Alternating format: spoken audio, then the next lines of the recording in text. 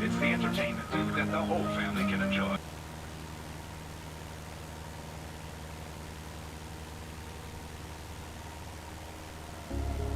Small city thinking, I get why you left. Small-minded people sure know how to drink. I came to the party, I laughed at the jokes you made.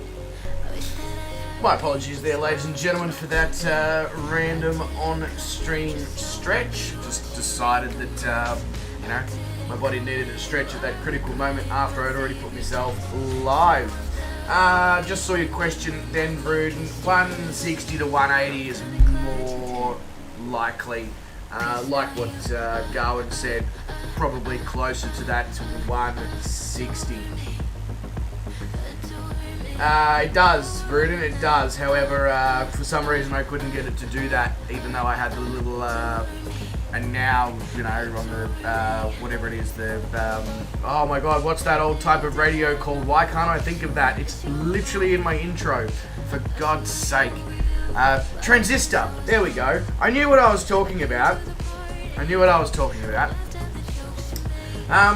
Gawin says, remind me to give you the livery pack. Is there a livery pack for the Twin Navion now? Is there? Okay, yeah. I'm super keen if that's available. Anyway, g'day ladies and gentlemen, I'm Justin Aussie Gamer. Welcome to the stream. We're back here in the World Adventure here in Microsoft Flight Simulator. In the little plane that could, the Camair 480 Twin Navion. MIDI, you know, like, I'm surprised there hasn't been more, honestly. Gawin says, isn't that a brother who became your sister? Who's me what now? Are we in Alabama, are we? I thought we were in Idaho. I don't know, maybe it's a, yeah. Who plainted your pain? Yeah, who plainted my pain? Yeah, Evel Knievel. Absolutely. I don't know.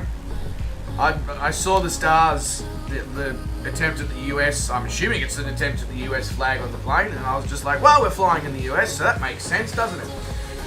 Yeah, so transistor radio, that's correct. The little, I'm assuming it still works. There's a little soundbite at the end of the loading bar that goes, and now the entertainment the whole family can enjoy from the transistor, or something along those lines.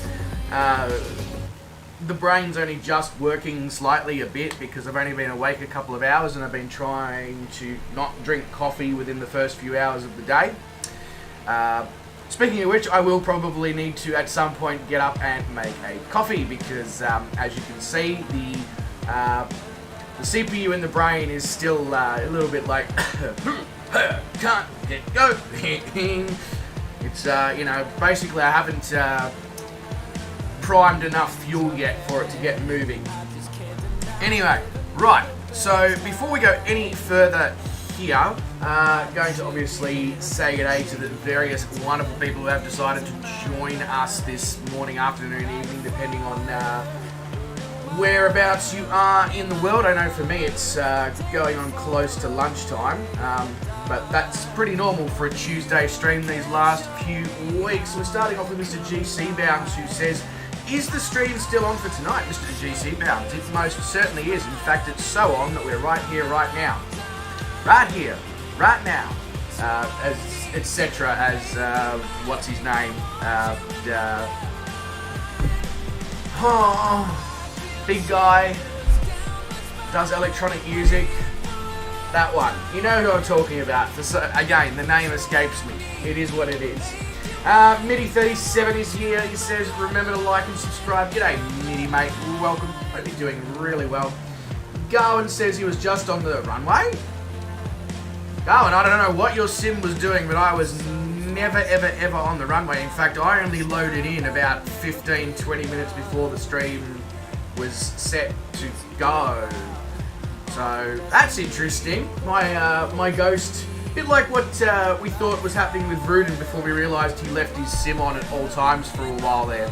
My ghost is just chilling at airport. It just knows that we're coming there and it's like, well, I'm going to get nice and comfortable, get prepared for him to arrive. That's an interesting sentence in itself, depending on how you take it. Anyway, moving right along. Vruden says, what's all this then? Vruden, I think it's called Microsoft Flight Simulator. It's been out now for close to 3 years. Really? Wow. 2.5 actually. There we go. That's, geez. That has flown. Literally, that has flown. Yes, I know. Terrible. Chat, just want to move down. There we go. That's better. We got Mr. William Kelly here with us this wonderful day. G'day, William, mate. Welcome to the stream. Hope you're doing really awesome. We got Poundy, Mr. Brett Poundy says, "G'day, everyone." Or actually, he says, "Hey, everyone." I'm just putting words in Brett's mouth now. But Poundy, mate, welcome to the stream. Hope you're doing fantastically. Who else have... Oh, Mr. GC Bounce is in fact here. I was wondering whether or not he was. G'day, GC Bounce, mate. Welcome to the stream. Music is a touch loud. Here we go again with the stream and Streamlabs just deciding to do random shit, even though my settings are always all the same. Oh, I love technology. I love it. It enables you to do so many things, but then at the same time, it just sometimes decides that you're going to have it its way, and if you don't, you can go jump, basically. I feel like my streams like to do that to me a lot, but anyway. Yes, you did, Bruden. Yes, you did. You used to do a lot of things. So many things badly? What, me do so many things badly? I mean, you know, it's ingrained in my blood, you know? I don't know why I'm hitting my hand like I'm about to shoot up heroin, but, you know, whatevs. GC Bounce says he's trying to join, but his internet is being difficult. At least you've only got the internet being difficult, GC Bounce. Ah, technology. Well, you know, to be fair, Gawin, a bit of both, really. Let's be honest, a bit of both. All right. Well, I guess the next point of movement here is to make these spinny things go round and round. They're not the wheels on the bus, though. I don't believe. First, we need to get rid of the egg yolk, the massive egg yolk that we used to fly the aircraft with. My throttle's doing all sorts of weird things right there. Right, so I'm gonna give it the master battery. Geez, you've got to be careful how you say that sometimes, don't you? We want to probably throw on the removal of the icicles, just in case. We are obviously flying in North America. Northern USA, should I say? Why? What am I trying to click on? I'm trying to just check my fuel. Yep, we are full to the brim. Throw that into GUPS mode. And I guess we are probably good to go here already. This, I love this twin Navion. It's so easy to just set her up, get her going. Bang.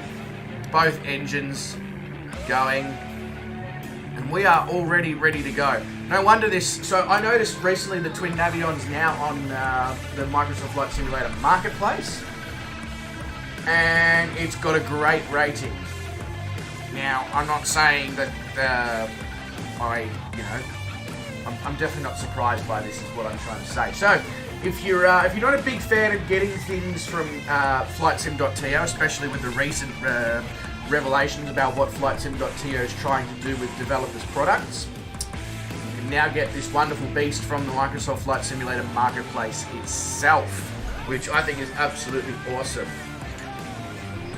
Gowan says, if you're on a fishing boat, does the guy who baits all the hooks become a master baiter? Yes, he does. Yes, he does. And for the Australians in the... I don't know if the video went any further than Australia, but there was an interesting video involving fish a few weeks ago in Australia that went round. Yeah. Can get on Xbox as well. What, you can get fishing hooks on Xbox, or you can be a masturbator on Xbox. I mean, you can probably do both of those, really. Depending on what game and what lobby you're playing, I guess. Alright, so now that we've got everything moving in the various directions it needs to move to make us be able to take off, what is the deal with departing? Let's have a look here. So Alright, we are down the other end of the airport of where we need to be, because of course we are. Why would we be anywhere else? Wow, we are legitimately as far down the other side of the airport as we can be, compared to where we need to be. So the active runways are 10 right and 10 left, and we're down, yeah, beyond the end of the other runways. So we've got a little bit of a journey ahead of us. We need to go to the right hand side. So I guess I'll stop wasting too much time, and we will get moving.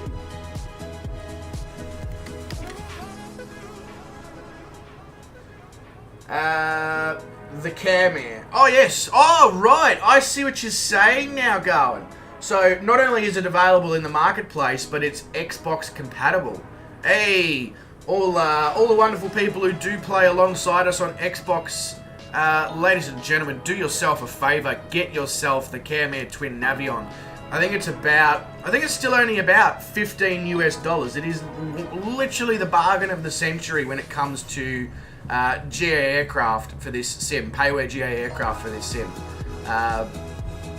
As good as some payware aircraft that are double the price. It's really, really fantastic. And yeah, the fact that it's available for Xbox is just killer. Well done to B4 Gunner actually for making that a thing. Like, how good? How good? All right, so we've got a little bit of a drive ahead of us here down the main highway, the main drag here. There is a slight crosswind, that is correct, Gawin. It is, so look, runway 28 would potentially be okay at a pinch, but the crosswind, if you take off from runway 10, the crosswind is slightly across the nose, whereas if you take off from runway 28, it is slightly up the rear. In such a small plane, I'm always wary of trying to take off with any sort of tailwind for obvious reasons. But, you know, ladies and gentlemen, if you do like to take risks in this life, you are more than welcome to try and get yourself off of runway 28, especially if you're flying something that's slightly bigger than the Twin Navion. You won't have any of the issues, well, you may still have issues, but yeah, at least your aircraft may be more up to the challenge. I'm just, yeah, gonna play it safe and taxi the extra 3 to 5 minutes and go to the other end of the airport. Twin engine will leap into the air even in a strong tailwind. So Gawin, are you trying to tell me that you want me to just take the risk it for the biscuit, and we'll just get off from runway 28 and see how it goes, and if it ends in a fiery crash, well, so be it kind of thing? Because if that's what you're trying to tell me, I think I like where you're going with this. I feel like maybe that might be an entertaining option for everyone. Will he bin it or not? So you know what? Based on Gawin's strong, I don't know, strong crosswind? Just saying this is an amazing little plane. Alright, so we're going to test Gawin's theory then. Twin engine, even though it's only a 3-seater, or 2-seater technically, really. Let's go against physics. Let's use runway 28 left. The crosswind's not too crazy, so... Ooh, who's following me? We've got GC Bounds down over there. I cannot see who that is behind me. I'm going to assume it's probably a Gawin or a William or a Poundy or a Rudin or one of those people who just... well, actually, with how close this person's ghosting me, I'm going to go with the fact that it's Rudin. But anyway... getting much better frames here in the sim as well ever since I went back to generic aircraft models and all that. I do apologise to those who may not see their aircraft models correctly, but I feel like the smoothness of the stream and enjoyable gameplay and all that is probably much more, yeah, of an importance. We have been playing with GPU and CPU settings and gaming settings within the app and all that though, and we will try those over the next few streams to see if increasing things like fan curves to keep the temperatures lower and stuff like that will allow us to once again introduce non-generic traffic models and stuff like that. Okay, Gawin, point taken. Point taken on that one. That was incredibly simple. I will give you that. Hey! Why are we barking? Why are we barking, hey? What's the go? What's the go? Oh, shut up, you two. No. All the noises. Oh, here we go. Now we're getting some stuttering. That's not exactly what I wanted, especially seeing as I just said how much better it was, and then it's just like... It's almost a bit like my brain sometimes when I do... Wow, do you want to just like... What is going on? Yeah, what is going on?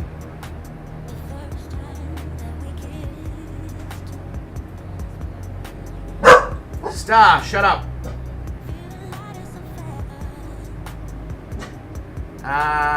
Okay. Okay, it seems to be smothering. Okay, just as I said that, okay, we've got potato frames all of a sudden. I don't understand. Completely potato frames. What is going on here? I'm gonna turn the autopilot on here if it lets me.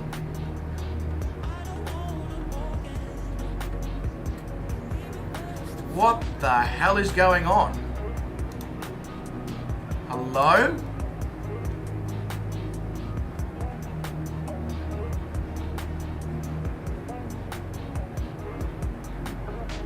Yeah, I have no idea what's happening here all of a sudden. We were sitting on the ground there, it was so smooth. Get it up in the air and... Just... Hello? What the hell is going on?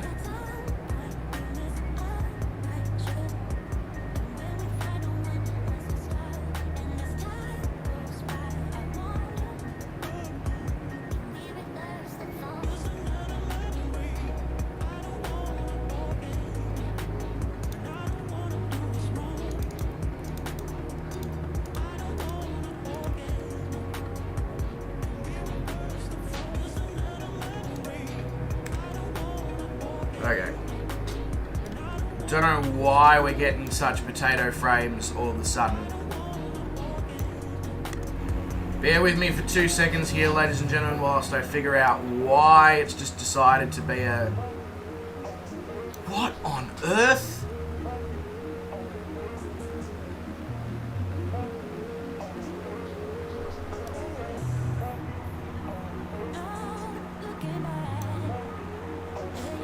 No scenery add-ons or anything, MIDI. The coffee stop, Brett, will be one of those new flying coffee trucks. Once we're at cruising altitude here, we'll go and grab a coffee. It's almost acting as if my internet's not quite keeping up with what it needs to load in.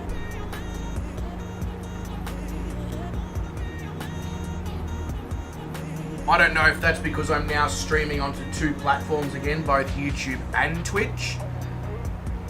Yeah, I'm not exactly sure what's going on there, but that's...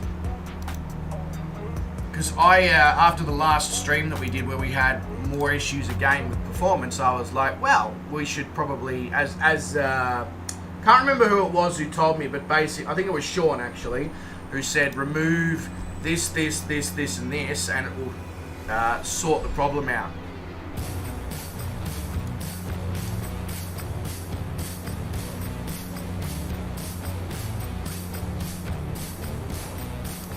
So my CPU is operating at about 50% and my GPU is operating at about 60%. So honestly, the stutters are obviously not coming from that. They must be related to loading in scenery. They have to be related to loading in scenery.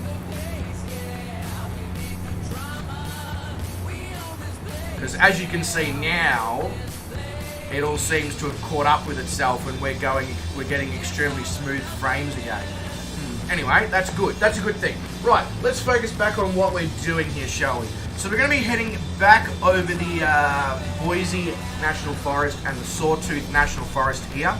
I'm going to leave it on autopilot for this leg because obviously we did fly the last part of the leg over this mountainous area hand flown. So I figured, why not? Let's just go up nice and high and get a good view of the wonderful scenery over the top. Our first stop is the Freedman Memorial over at Heli in Idaho. It's just on the other side of the Sawtooth National Forest, so that'll be our first point of stop. Then we're going to obviously take off from there. We're going to head over the craters of the moon, head over to Pocatello, and then head down to Twin Falls at the bottom of Idaho. But I guess right now, as Gawin makes his way up through 8,000 feet here in the Twin Navion, right now is maybe not a bad time to go and put the coffee pot on the stove. I think we're climbing, we're making good speed, we're not, So, ladies and gentlemen, I'm going to get that out of the way early in the stream so that we potentially have less interruptions as the stream goes along.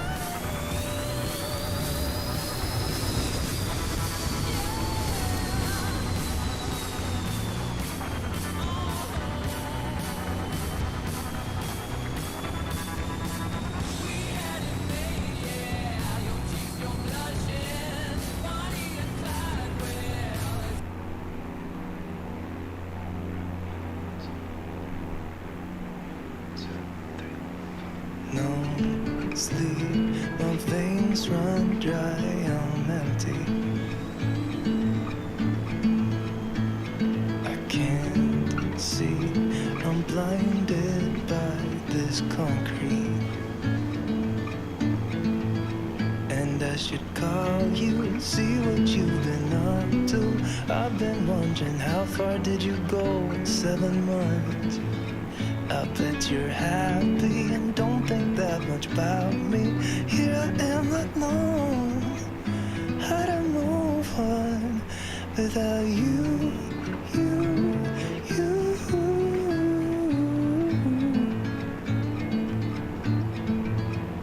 Without you.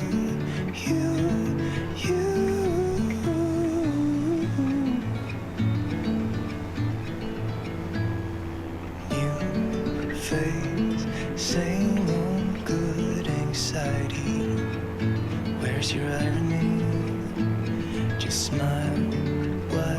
Cause I got everything I need, but not what I wanted.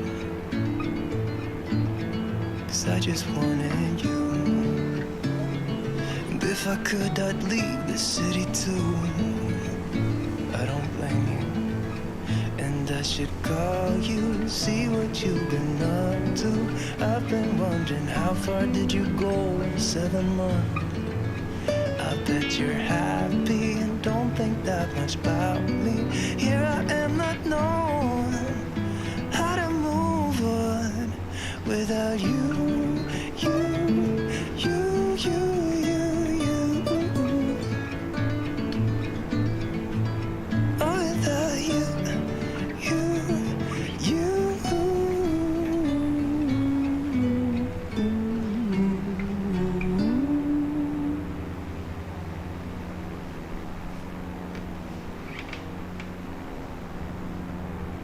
I'm buzzing, let's drink up. Your death look like big fun. Come on, let's get it on. Like that on Finn Gay song. I'm stunning, you love it. Come on, give me something. I know that you want it. Come on, give me something. The night is young and so are we. So maybe you should leave with me. The night is young and so are we. So let's have some fun. If you love me right, yeah, this could be the summer of our lives.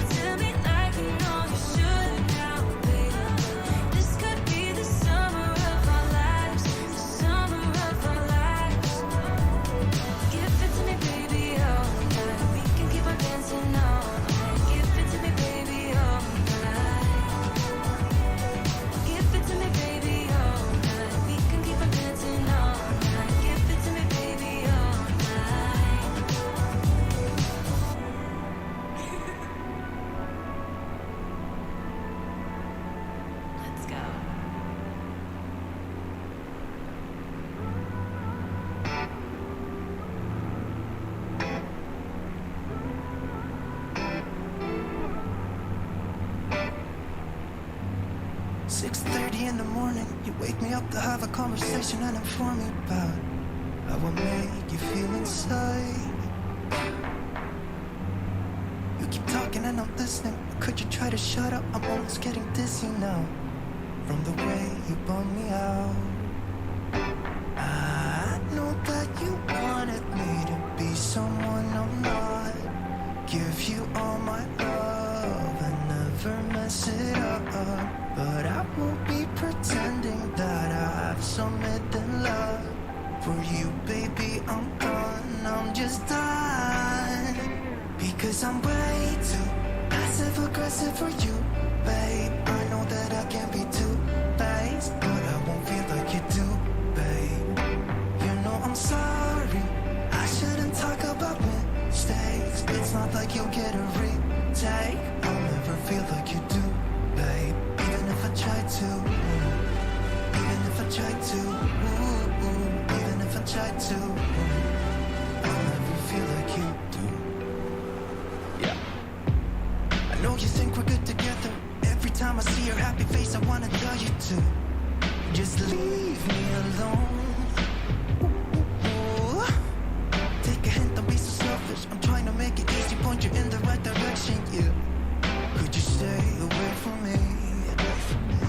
'Cause if you go to heaven, then I wanna go to hell. Think I would do well for myself. Because I'm way too passive-aggressive for you, babe. I know that I can't be too based, but I won't feel like you do, babe. You know I'm sorry, I shouldn't talk about mistakes. It's not like you get a retake. I'll never feel like you do, babe. Even if I try to, even if I try to, even if I try to, I'll never feel like you do. Leave me alone and forget about me, 'cause I'll never feel like you do. No. Leave me alone and forget about me, 'cause I'll never feel like you do. Because I'm way too passive-aggressive for you, babe. I know that I can't be too based, but I won't feel like you do, babe. You know I'm sorry, I shouldn't talk about mistakes. It's not like you get a retake. I'll never feel like you do, babe. Even if I try to, even if I try to, even if I try to, I'll never feel like you do.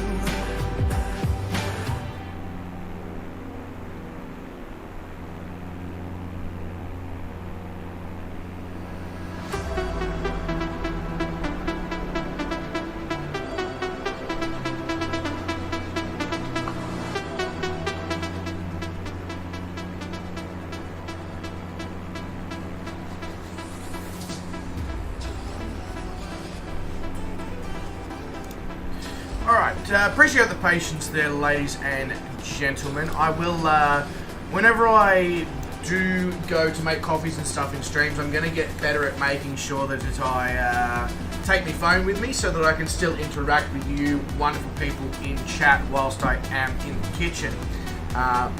As you saw then, I was like, hey, maybe I should just message, because I was like, this is taking a bit of a while to brew, maybe I should just message them. So that's something I'll do in the future. Speaking of which, how great is this scenery? Spectacular. I can see Gawin there is down there kissing the tops of the mountains, and it looks like GC Bound is doing a similar thing slightly further up. And then we've got Vruden, he's more than kissing the mountains, he's flying through the valleys behind us in his F-14 Tomcat. But very, very spectacular part of the world, I must say. Glad I decided that we're going to just chill here on autopilot for a bit and just enjoy it. Soak it all in. It really is something else. Gawin says a little bit of icing, make sure your de-ice is on. Yep, de-ice is most definitely on, Gawin. I learnt that from a few flights ago, I think that we did, where I think it was actually B4 Gunner who's like, hey, turn your de-ice off and watch what happens. And it was like, okay, that ices up nice and quick. But, you know, that's just another reason why the Twin Navion's such an amazing piece of kit. The fact that, you know, what is essentially a 2 at a stretch 3-seat twin-engine aircraft has got full de-ice.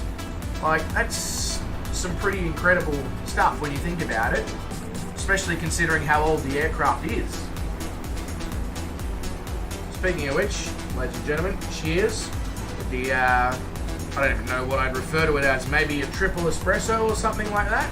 Yeah. Bruton says, don't tell me I'm in the valley, I'm not supposed to be in the valley. Ah, right. Okay. Well, you're in the valley. Not the Valley of the Dead yet, but I guess, you know, it might be soon. GC Bound says 10,500 is a little close to the mountains ahead. Might want to climb. Okay, I'm at 11.3 GC Bounds, but the MSA is most definitely 10.5. That's done by little navmap though, because of course we haven't had the opportunity to use Navigraph for flight planning yet, because we do still have flight plans that were made with little navmap and Microsoft Flight Simulator together. Speaking of which, Navigraph looks absolutely great, but I really need to watch some videos about how to get the best out of it, especially for the purpose of flight planning.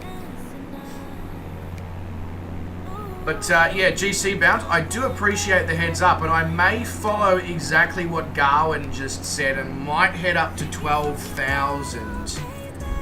In fact, let's just do that, because I reckon the view from 12,000 is going to be something else.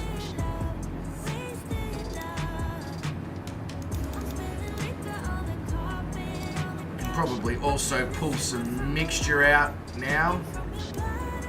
Get that fuel consumption to some sort of normal level.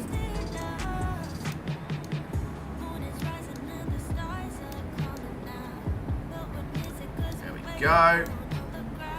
That's better. Geez, we're getting a lot of buffeting from these mountains as we make our way along.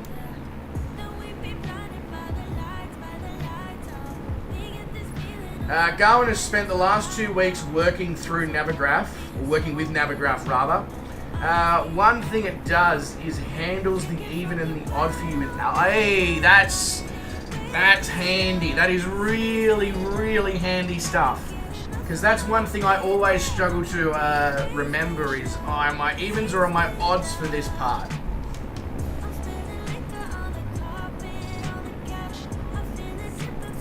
Is the 310 not very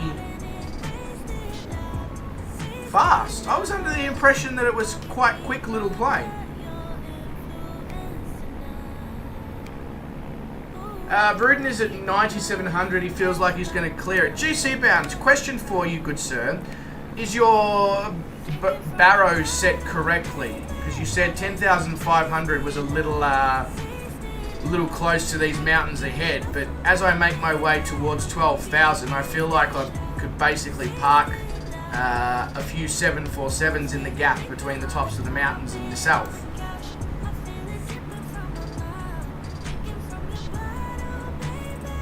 East is even, west is even odder. What about if you're going directly south to north or north to south? For example, Denver to Lima in Peru or Santiago in Chile.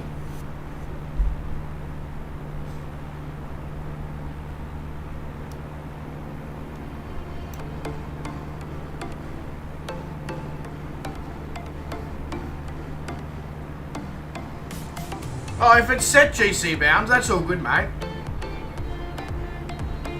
I was just more curious. That's all. Just to make sure that you weren't stitching yourself up by not having the barrow set correctly, and you sit in the pilot's seat shitting yourself because you're like basically clipping the tops of the mountains as you go along, and you're just sort of like, who on earth did this flight planning, you know?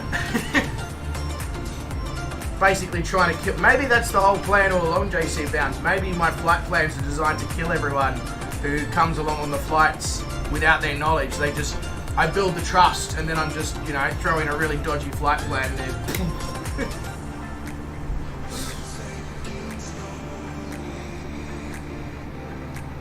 Oh, east is odd, west is even odder. So east is odd and west is even. Okay. That actually helps a lot, Gawin. That helps a lot. It's past your bedtime, is it? What's the time in the land of the grumpy old man squadron?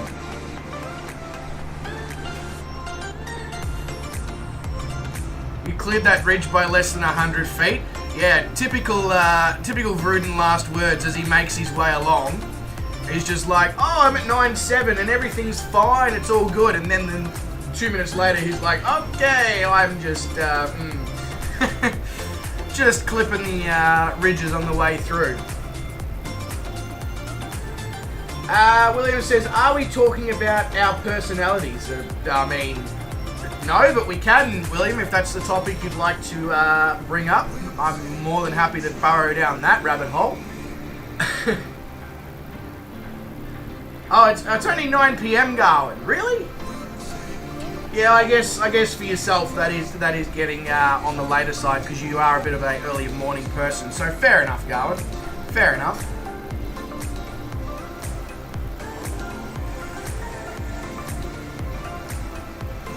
Oh, William says I just heard odd and odder. Yeah, so we were talking about the best way to remember whether your altitude should be even or odd depending on which direction you're flying. So right now we're flying...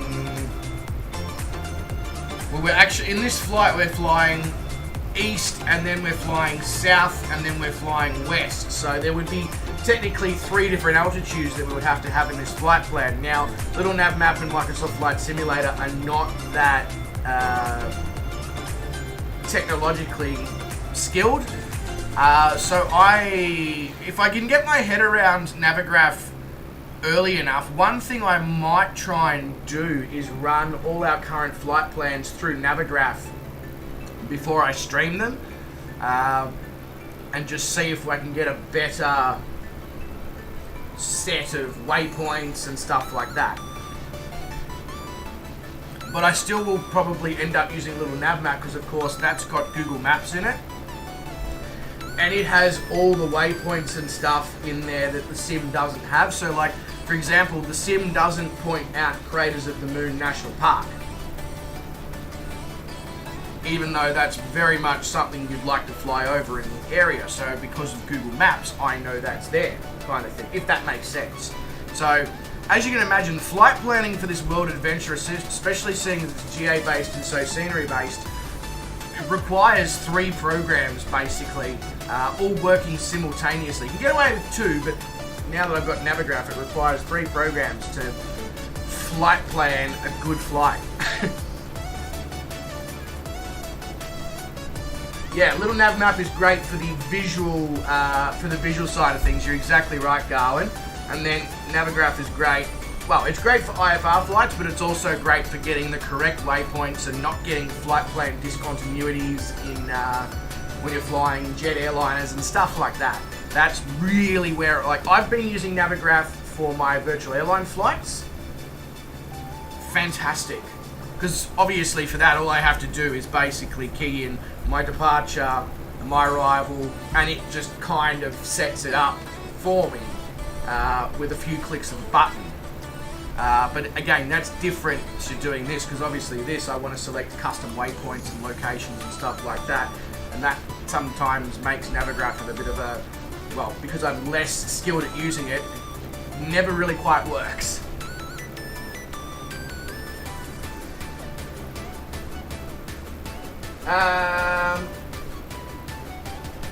As long as the autopilot actually maintains the altitude, you're good.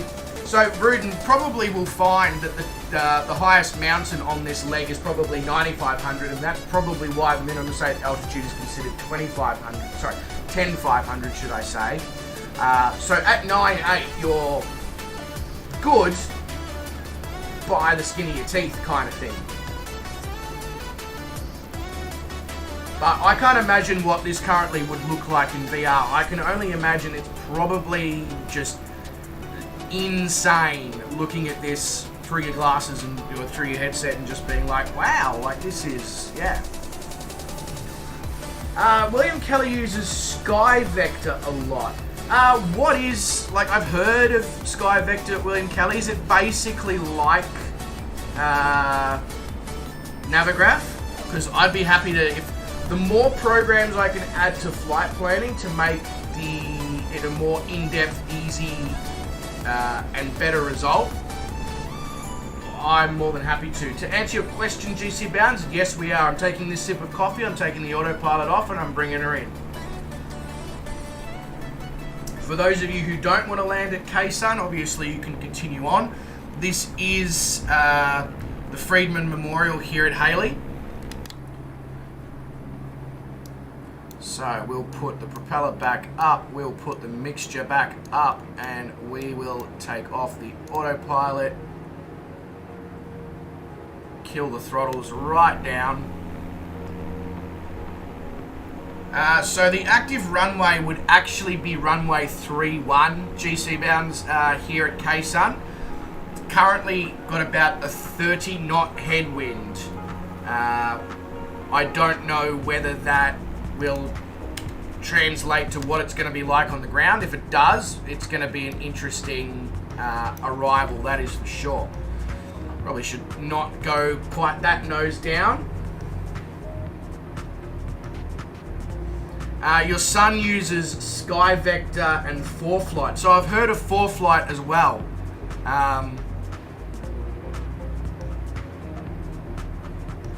Damn, so many programs that I can use to probably make life a bit easier. You put the headset back on, you're a lot more comfortable at 11.2. This doesn't surprise me, Vruden. This doesn't surprise me at all. Our next waypoint, GC Bounds, is India Delta 82. You don't have to. That's more... So that one is basically the first airport waypoint on our way over to the craters of the moon.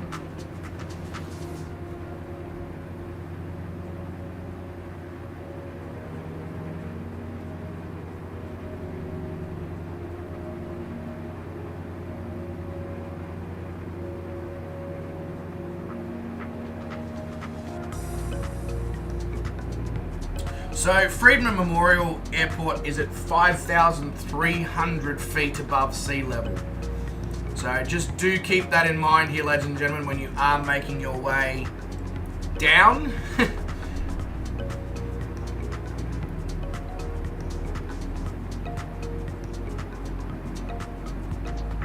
Switch to live time. The shadows are amazing. Live time would be dark though, no?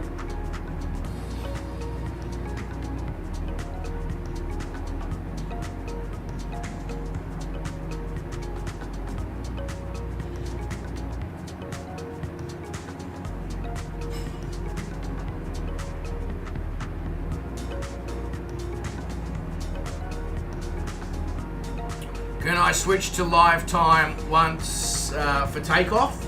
Gawin, am I still going to experience the awesome shadows and stuff? And then I can do a bit of a comparison.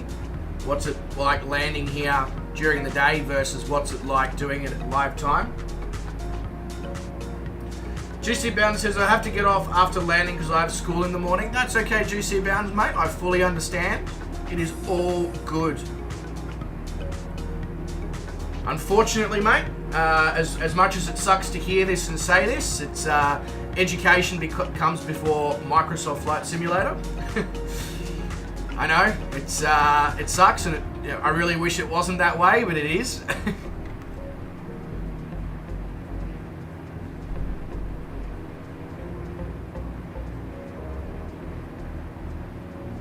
Speaking of which, Mr. GC Bounds, I can't remember whether you ever popped in after you did your, you did something to do with flying in a flying school. I can't remember if it was a license or it was a solo test or something. How'd you go? How long to the next stop after this one? Not very far at all. It's about 20 nautical miles. Now, I don't know whether or not I'll go up and then go straight back down again, especially seeing as just after that we're going to be going across the craters of the moon. Once we do go across the craters of the moon, then you have O uniform 7. So if you do want to see the craters of the moon, if you hang around for O uniform 7, from where we are right now to that point and seeing the craters of the moon is about 40 nautical miles. So another 20 minutes or so. You did your first solo. Ah, see? I knew there was... I remembered something. It was really fun. Very good, mate. Glad to hear. Glad to hear. So how long until you do your very first solo out here in northern Idaho?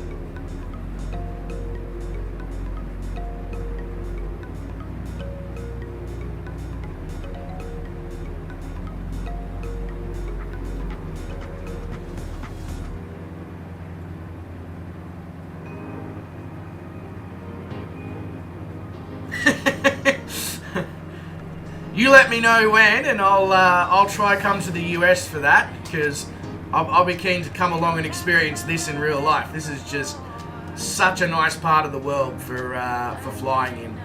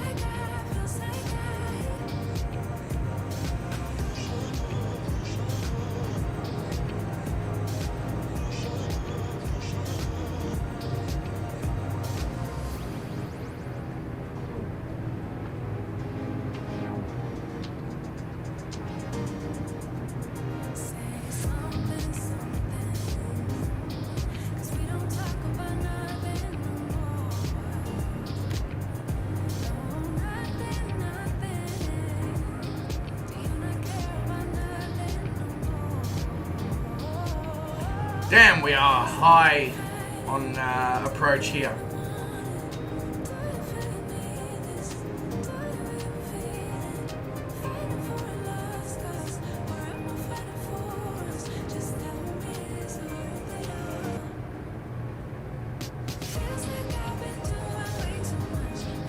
Get down.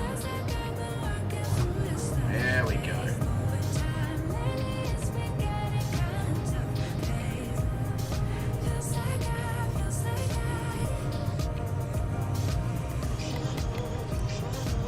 Jeez, nice part of the world here. Cold part of the world. Very cold part of the world, but a nice part of the world nonetheless.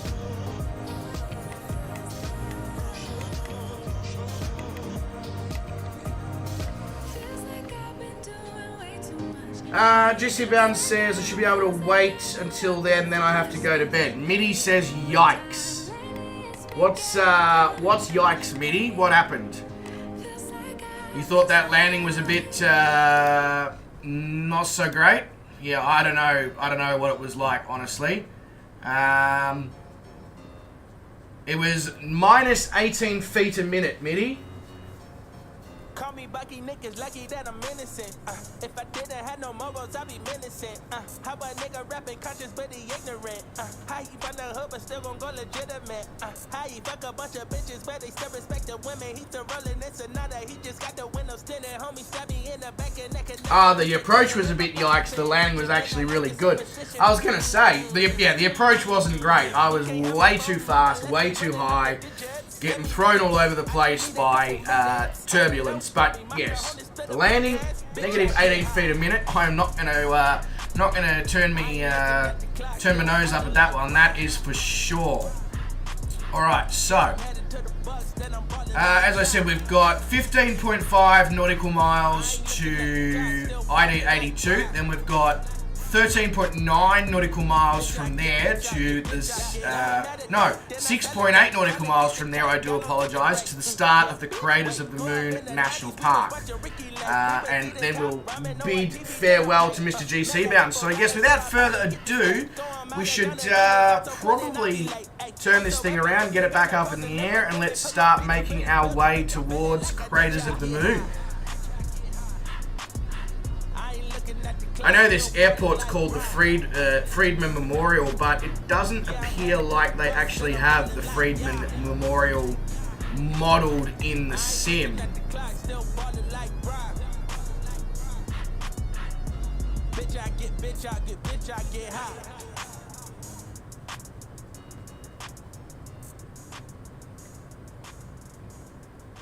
I couldn't find any freeware sceneries anyway for this airport. I'm sure payware ones exist.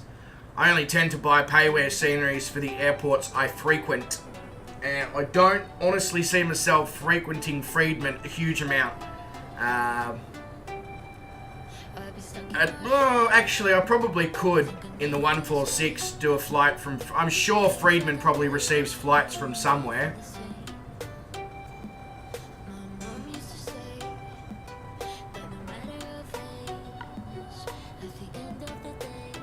I don't know why. I'm calling it Friedman because it's called Friedman Memorial Airport, but it's actually Heli here in Idaho.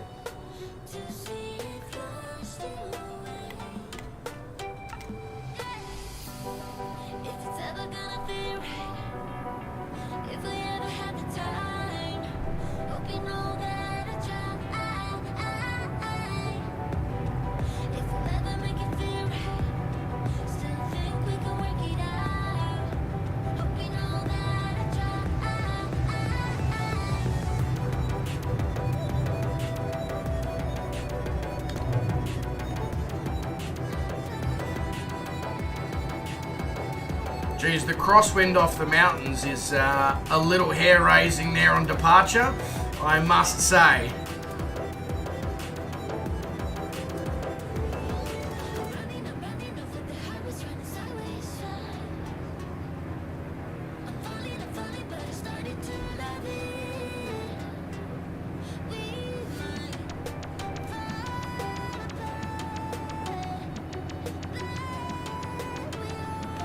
Alright, let's turn autopilot back on.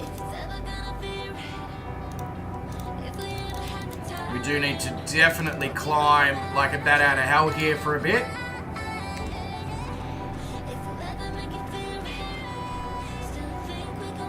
Otherwise I can see us potentially becoming part of this mountainside if we don't. It looks like GC Bounds is plummeting to his death. Which is not an ideal situation, especially with the mountains being so close. Are you okay there, GC Bounds? Is everything alright? Do you need to make a mayday call?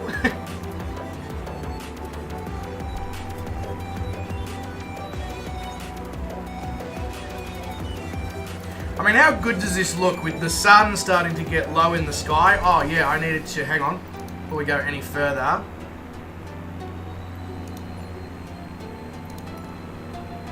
Yeah, shadows. Loving the shadows, Gawin. Can't see anything.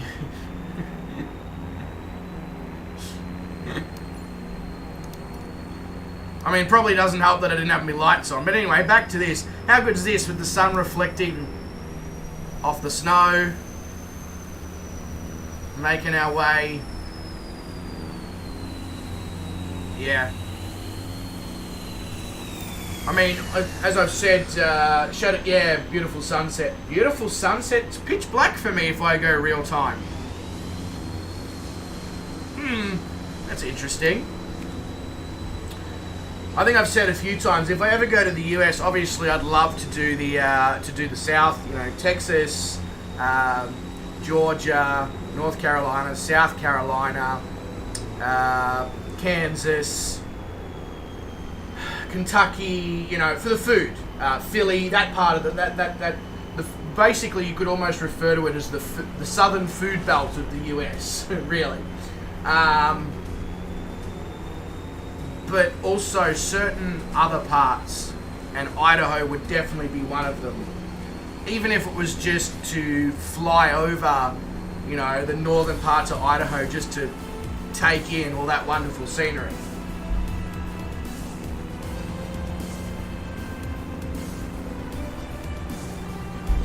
Gawin says somehow mine got off live time. Okay, I was going to say, yeah, live time is pitch black. And I'm not really keen on flying around almost 10,000 foot mountains in the pitch black in a GA aircraft in icing conditions. I just feel like that's basically cooking up a recipe for my imminent death.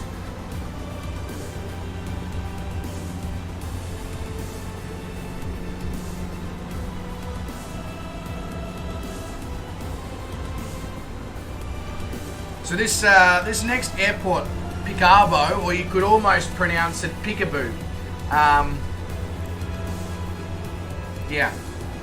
I don't know why I said that. Surprising, I guess. You know, Peekaboo. Peekaboo, there's the craters of the moon. I don't know.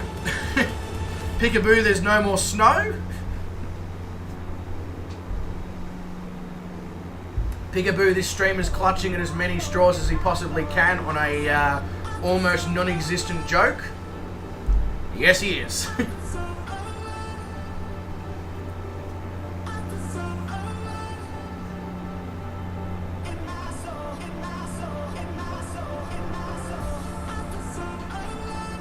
Alright, we should probably... So what is the MSA for this next part? So I'm going to...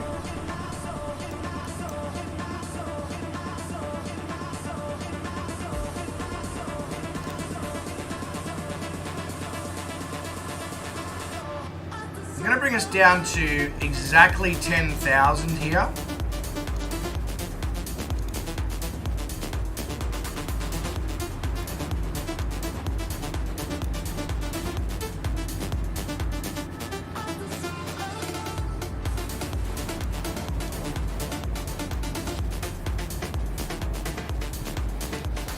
Go. Just because we are coming towards the end of the mountainous areas for a while, and we do obviously just want to be at a nice altitude to see the craters of the moon. Yeah, it does sound a little bit like that, doesn't it, Gawin? It's yeah, calling you an asshole. 9,000 seems to be okay. We might come down another 1,000.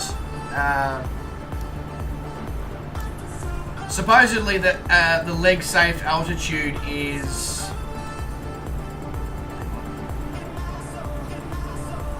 about 7,000, but I feel like it's a good viewpoint from up here.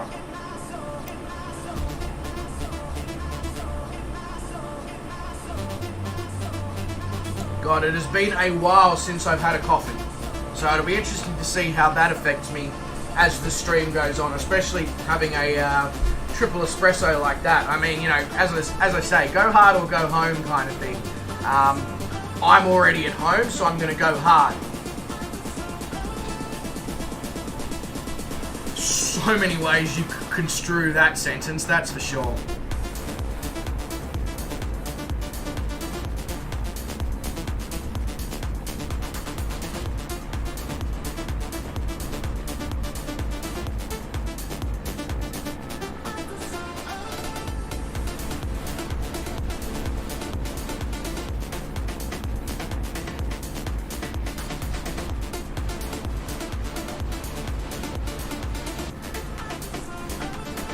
Figured I'd just stop for a sec there and let Gawin enjoy the song, Call Him an Arsehole, just a few more times before it ends. Just so Gawin knows what sort of attitude that Epidemic Sound has towards him.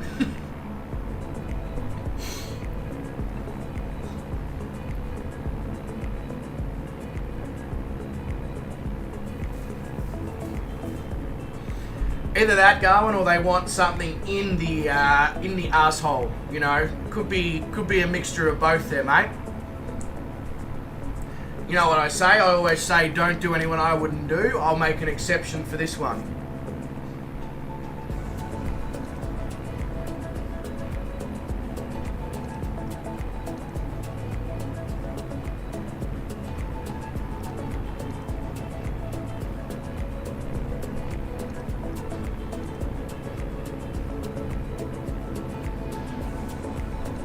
So this is now the edge of the Craters of the Moon National Park, and you can sort of see there's already a few craters off there where the snow...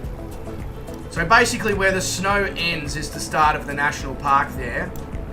However, this part of the national park is also snowy.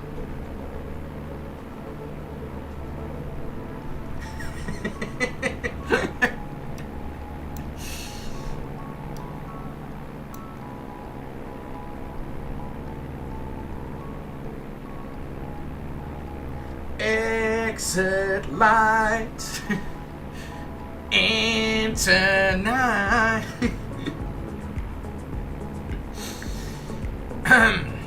Just brings a whole new connotation to Metallica's song. That's for sure. Unfortunately, I think anyone watching this stream is they're never going to be able to listen to that song the same again after that. I apologise for that. But I'm not really sorry. Hey, Mr. B4 Gunner says, howdy everyone. G'day B4 Gunner, mate. Welcome to the stream. Hope you're doing bloody well. We're enjoying some Craters of the Moon right now. Well, sort of. It's a bit snowed over, but, you know. And of course, we're enjoying the wonderful... You didn't like it anyway? Okay, that's alright then, go. We're enjoying the wonderful twin Navion that some creator created, you know. I must say, B4 Gunner, I was saying earlier in the stream, I was impressed to see the Camair twin Navions now available in Marketplace and available for Xbox. Very, very nice to see that. Especially considering the interesting bits of information that have surfaced recently surrounding FlightSim.to's changes to their policy in relation to creators' content and ownership rules and stuff like that. I'm very, very glad to see that it's now available from a different location. And cloud gaming as well. There we go. Perfect.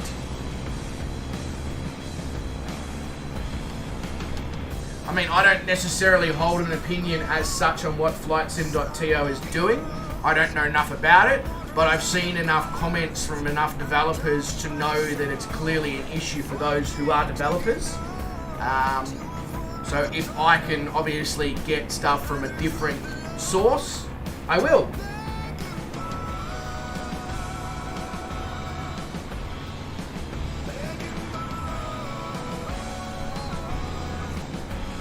Hope you're doing very, very well though, Mr. B4 Gunner. You're more than welcome to jump in and join us. There's quite a few bush strips, little strips, as you can see. We're flying over one right now, here in and around the Craters of the Moon National Park, which we've now got 51 nautical miles for us to cross it.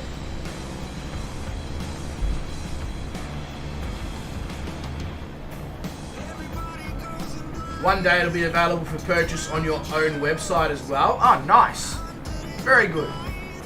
The thing that still blows me away, B4 Gunner, is just the value for money of the, like, it's what, 15, 16 US dollars or something like that, and it's just, it's as good as anything that's double the price. The closest airport was the one that we just flew over there, which was 0 Uniform 7. However, I can probably do you one better.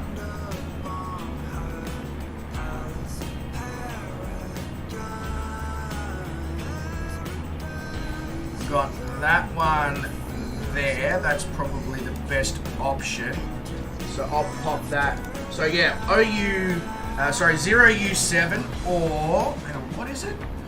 It's in grey on little nav map, so it's really hard to see the code. It is Uniform 48 is the one that's just slightly further down here.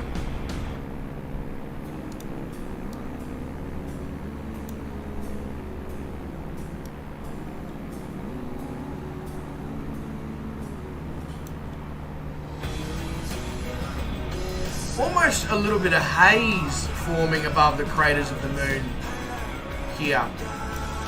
I don't know if that's just the photography from Bing Maps or whether that's the weather doing that.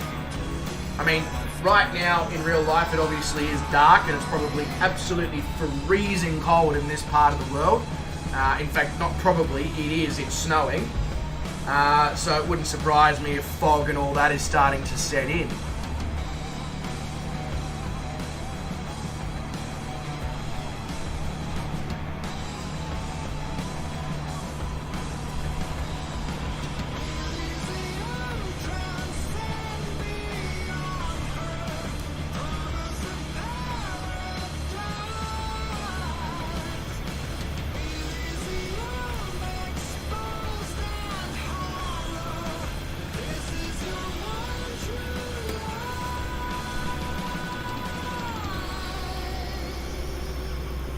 Another airport that would also work would be Uniform 99 as well. It's a little bit further off of the flight plan, but certainly not out of the way. And then you've also got 1 Uniform 0 as well.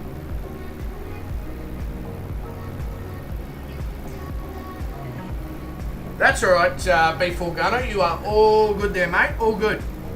Not a problem at all.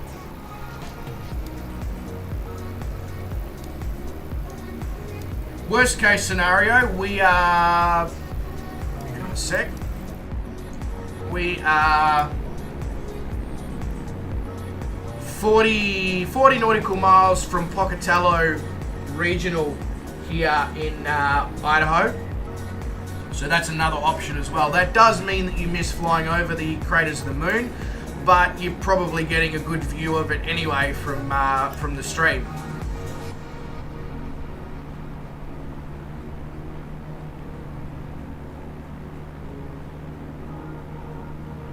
You're just slew? Oh, yep. Alright, that works.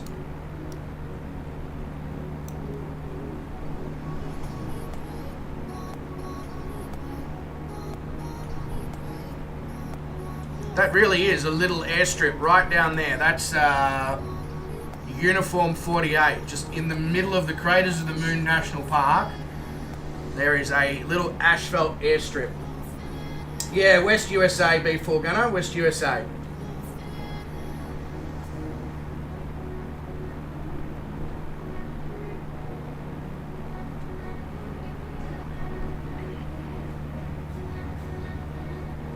Yeah. You're not wrong there, Poundy. You are not wrong there at all. Yeah, it's clear. Like, you wouldn't think that an airport that's got a code like that would ever really have somebody snow plowing unless it was sort of an on-call. But clearly, actually, that's quite a long runway. I'm honestly surprised by that. That's quite a large airstrip. Is it common, I guess, for scenic flights over the Craters of the Moon National Park? If it is, I guess that then makes sense to have a large asphalt runway so that they can obviously get flights in and out. Because you basically, if you take off from Haley and you aim for there, you're basically flown over the Craters of the Moon, haven't you?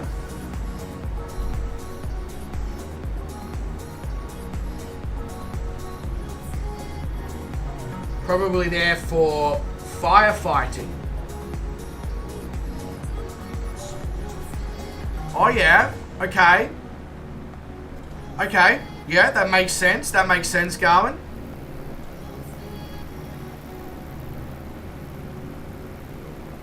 They don't usually let people fly in and out of the national parks. So not even with like a tour company.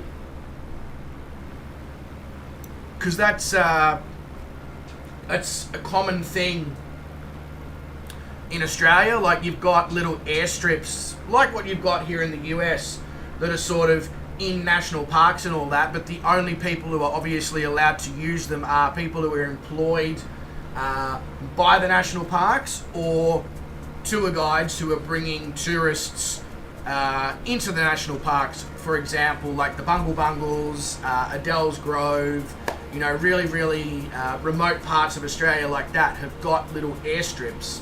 But yeah, as I said, the only people who are allowed to use them are the employees or tour guides. Bruden is 10 degrees nose up on autopilot. That sounds safe. B4 Gunner's coming in next to Gawin. He'll be on the right there. Alright, I'll have a look in a sec. GC Bounds has lost his engine, so it looks like he's going to try and make an emergency landing there at Uniform 48. GC Bounds, best of luck. The airport is definitely capable of handling you, so you'll be all good there.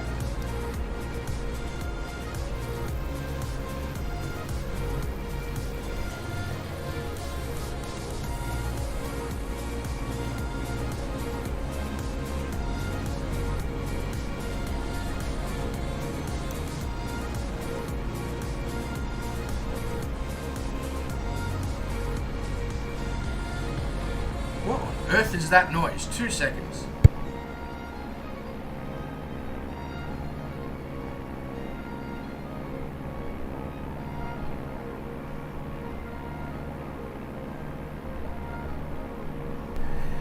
Directly opposite is getting solar panels installed on their roof, and they're drilling into, well, they're drilling the solar panels in, and it's making the weirdest sound. I was concerned that one of the dogs had hurt themselves or something, because it almost sounds like a doggo complaining, but nah, it's all good. I don't know if you guys actually might be able to hear that over the microphone. It's quite pronounced. Bruden's flying the 146, or flying at 146. There's B4 Gunner in the twin Navion coming on through.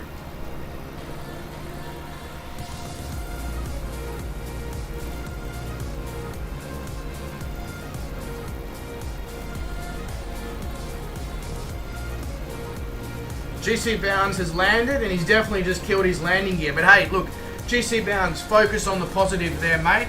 You're down, you're safe. There goes B4 Gunner with slew mode. Yeah, you're down, you're safe. You can walk away from it. The aircraft's repairable kind of thing. At least you're not down in the middle of the snow, in the middle of the Craters of the Moon National Park. That would be, yeah, an interesting rescue job, that's for sure. Mr. GC Bounds has to go to bed. No worries, mate. You have a great evening. Look after yourself, etc. Thank you very much for jumping in the stream and flying along. I appreciate it. You're an absolutely wonderful man. Enjoy, well, as much as you possibly can. Enjoy school. And hopefully catch up with you very, very soon, mate. Have a good one.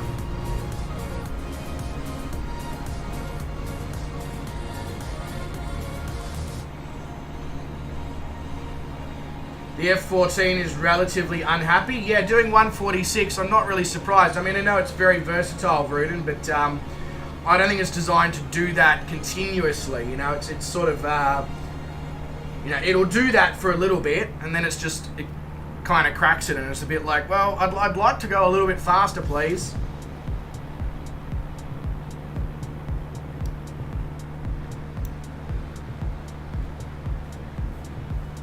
Can you guys hear the sound of the drilling of the solar panels through the microphone or not?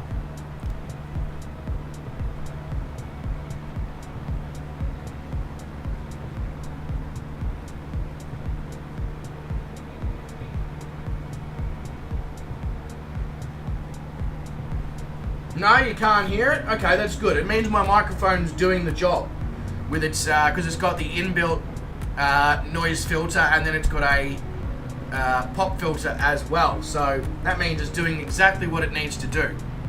Good. Because it's quite loud. I'm not going to lie, it's quite loud. Now, how are we going for fuel?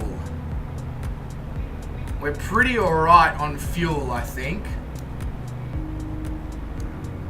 Yeah, we're pretty alright on fuel. I was going to say we might have needed to make a stop here at Pocatello Regional, but... oh, you know what? We probably still will make a stop here at Pocatello Regional. Looks like a nice approach and arrival. Although it is a little bit foggy.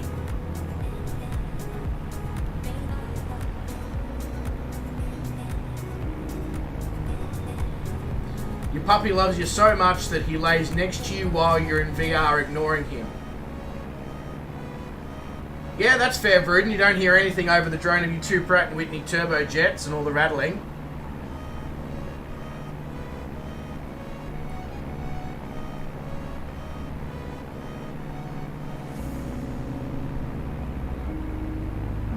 Now, Mitty. Now. This looks like this is gonna be quite an interesting arrival here, because I don't think I'm gonna be able to see anything. It's quite foggy here at Pocatello, but anyway, you know, nothing like a bit of a challenge.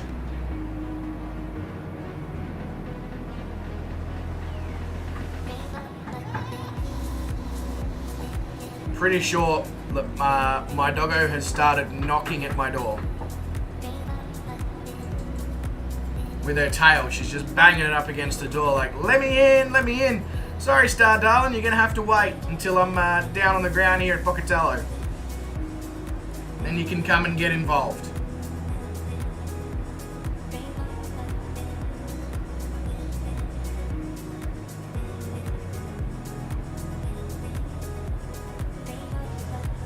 You heard the knocking? Yeah. Her tail is a weapon. It is a weapon. And I don't think she realizes it because she's always wagging it crazily.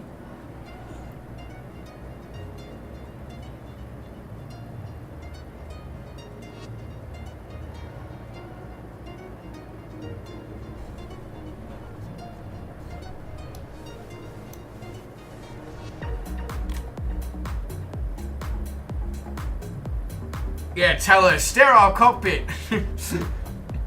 She'll just probably look at me and be like, what the hell are you talking about?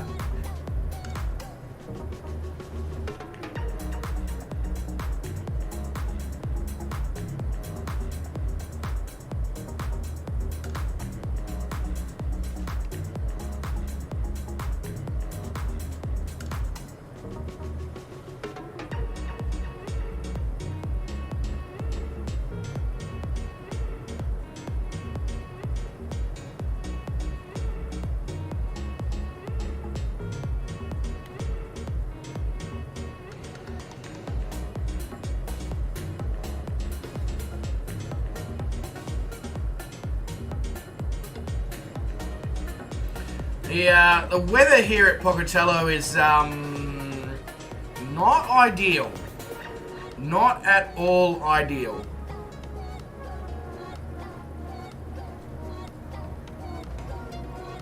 Very, very windy. We've got 39 knots of wind.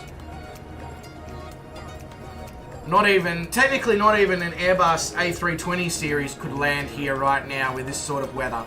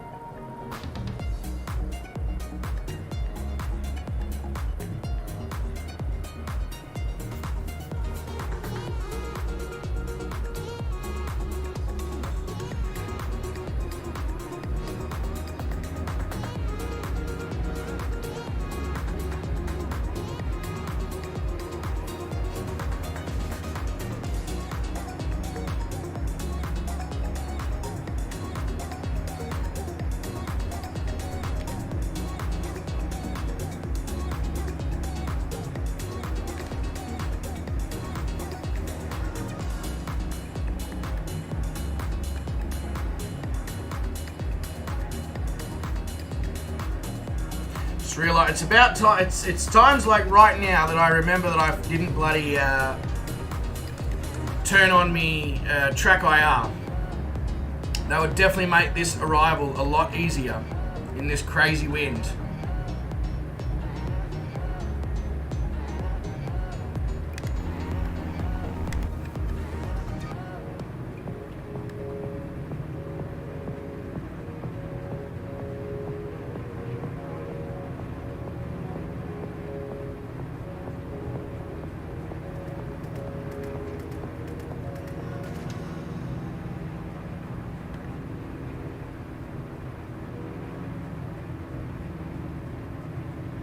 Yeah, that's exactly right, Zax Gaming Lab. We are in the cool 2-engine plane.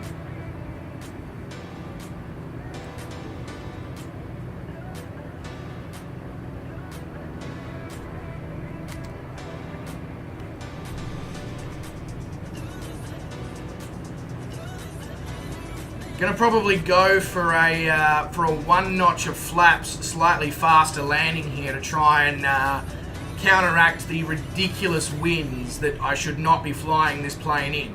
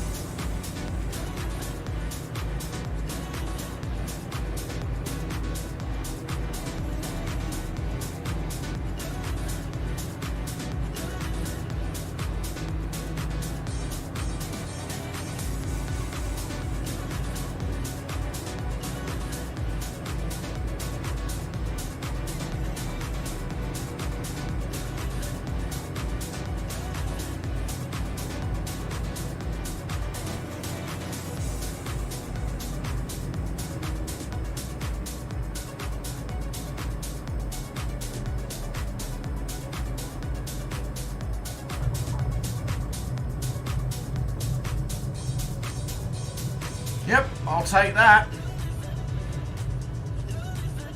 Considering that we had 20 to 25 knots of wind gusting and swirling around the front of the aircraft, I'm relatively happy with that. I'll as soon as we get off the runway, I'll check what it was over on FS Hub, the landing. Speaking of which, good time to plug the virtual airline. If you like to fly in the sim outside of these streams, doesn't matter what you fly, doesn't matter where you fly, go jump on FS Hub, join the virtual airline if that's something that interests you. We do have, we are working with a few people to try and get some liveries made up for some various aircraft. I fly over there, Mr. Dale flies over there, I know Gawin's done a little bit of flying over there, Wes flies over there as well. Yeah, feel free to, it's a way to record your flights. We're working on pilot rewards and stuff like that, so that those who do fly along there get a little bit of, rewards for what they're doing. But it's just a cool way to make your, add a little bit of extra, zing to your everyday sim flying. There we go.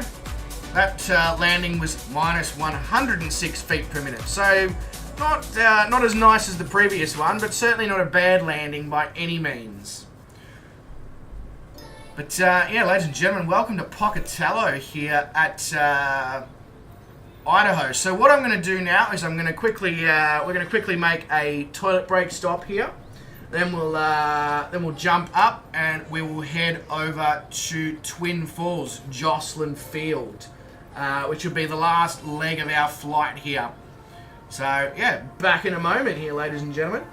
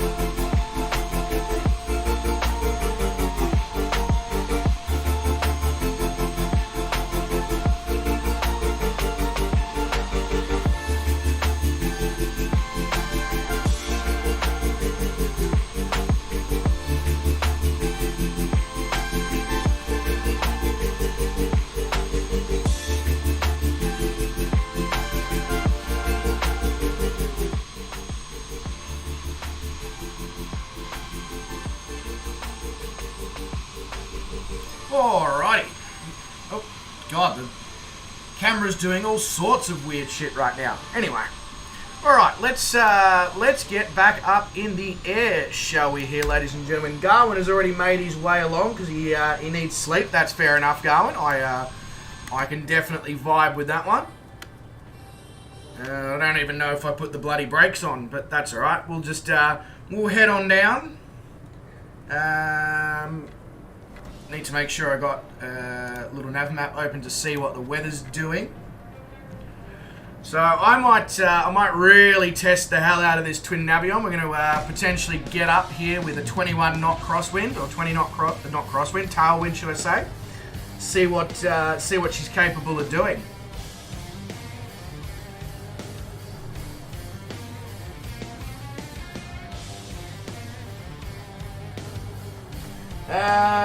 Before going to say, I shared a picture of the computational fluid dynamics of the wind sitting at idle on this airport in your Discord.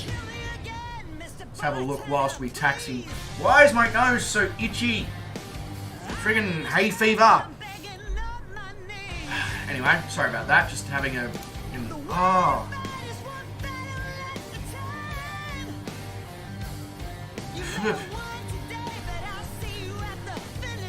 Oh, I like your livery there, Gawin, on the twin Navion.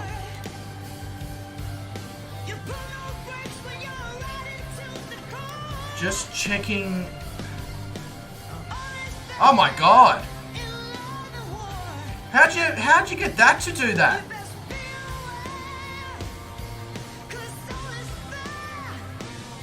Is that part of the next update on the twin Navion, or is that something that's available in the sim that I can turn on?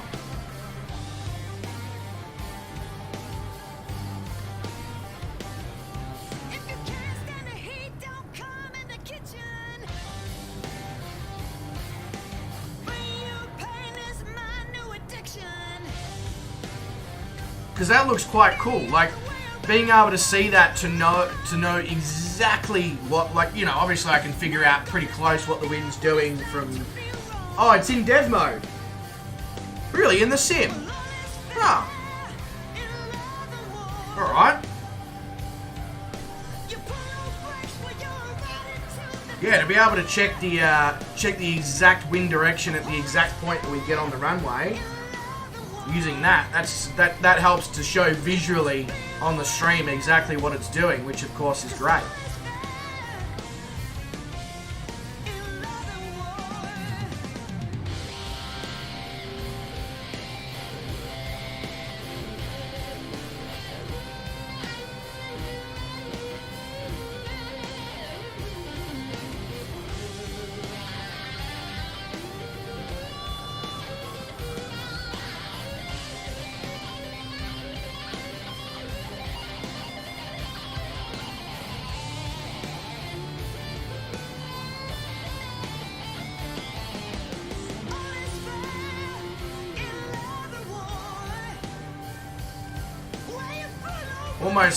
Almost missed the turn off there, B4 Gunner. Smooth recovery though, I'll give you that one.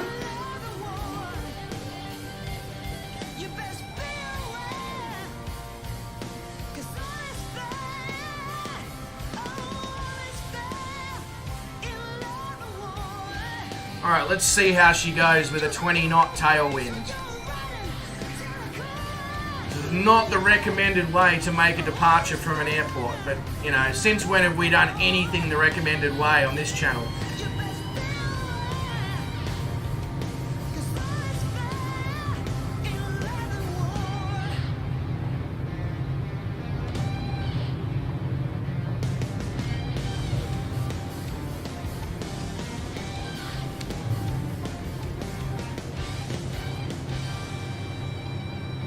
This thing really is just unstoppable, isn't it? It just will basically do anything you need it to do. It won't ask stupid questions. It won't do anything like that. It's just... You're basically... it's a game of point and shoot kind of thing.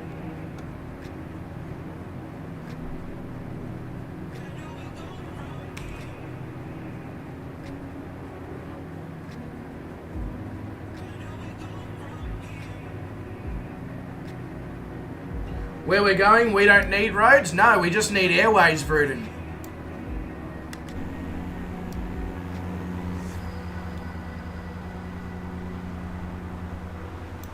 Honestly, in terms of value for money, payware GA aircraft in the sim, surely it's almost like a huge competition between this and the Trinidad of who makes the best value for money, less than $20 US.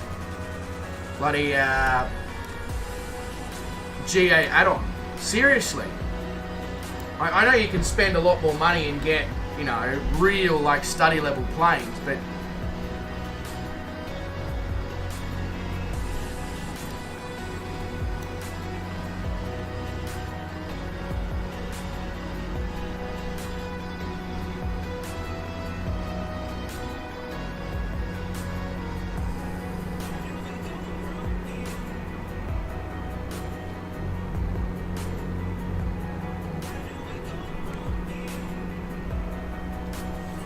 I reckon we can, because we're only going to be going at 8,000 on this one, I reckon we can already pull out a good amount of mixture.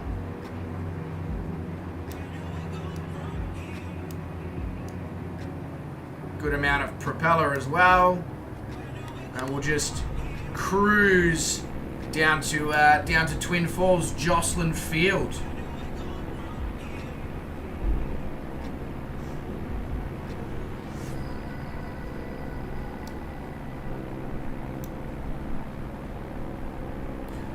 In fact, what is the MSA for this part?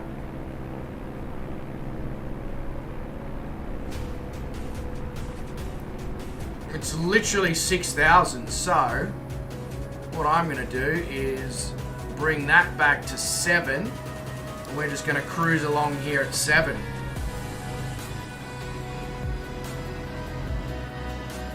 Just so we can stay under the cloud cover and enjoy this, whatever this body of water is that we got here. It's the American Falls Reservoir. Oh, there you go.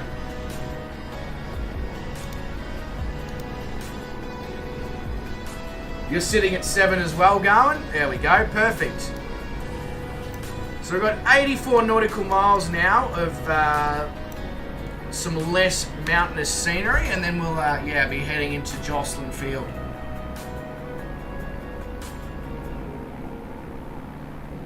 Yeah, well, you've certainly succeeded, B4 Gunner.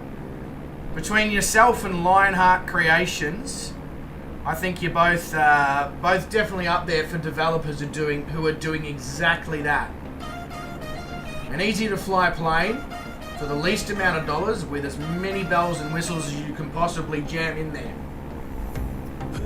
That's why I'm so glad that you made it available for Xbox as well, because it means all the people on Xbox get to experience what all us PC people have been experiencing for a good while now.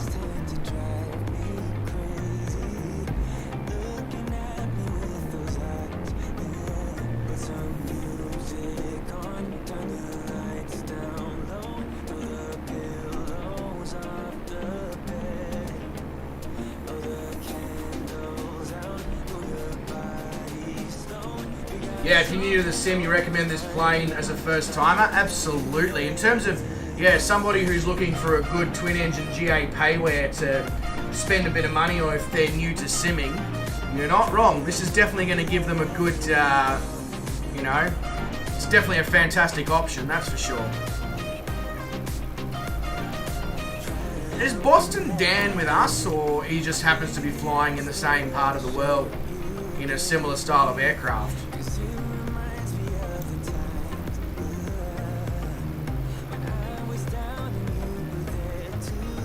That's exactly right, B4 Gunner. Oh, mate. I mean, I'm loving it as well, but you've got to give, you know, credit where credit's due to Gawin and Ruden for gifting me it, and credit to Mr. Zach's Gaming Lab as well for picking it at the last aircraft selection draw. You know, he had a choice of about 12 different planes, and he picked this one because it looked different and it looked cool, and he'd never seen anything like it before.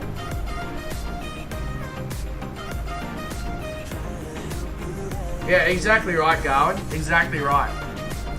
I mean, I'd put the Trinidad up there as well, but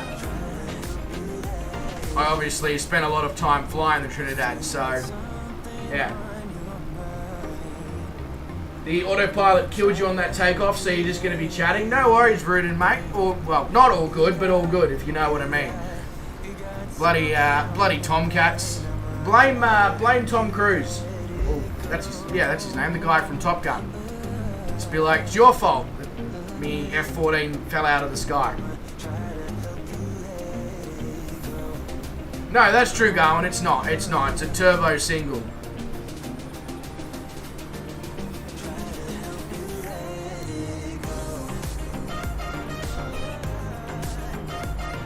I only made 33 of these. No wonder nobody's ever heard of them, B4 Gunner, when you tell them. It's like, what are you flying? A Camair 480 twin Navion. What? Whoa. What the hell just happened there?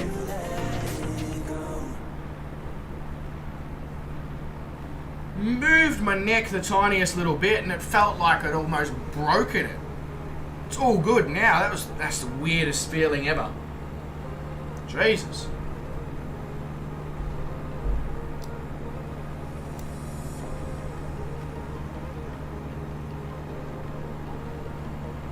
Evil Knievel painted a twin Navion or an F-14? It was definitely pilot error? Oh, okay. You turned it on too soon. Well, you know, I was just looking for somebody else for you to blame there, Ruden. But that's alright, mate. That's alright. If you're prepared to take responsibility.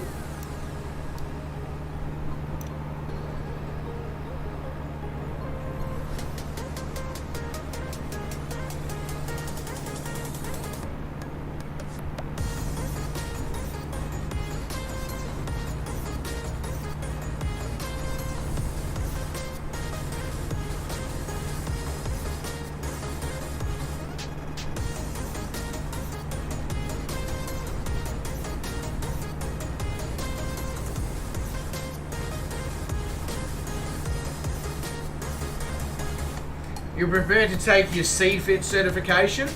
I know you went a long time, Ruden, there without getting your CFIT, and then in the last, 12 months or so, you've managed to get your hands on and then update and make sure all your qualifications up to date on your CFIT.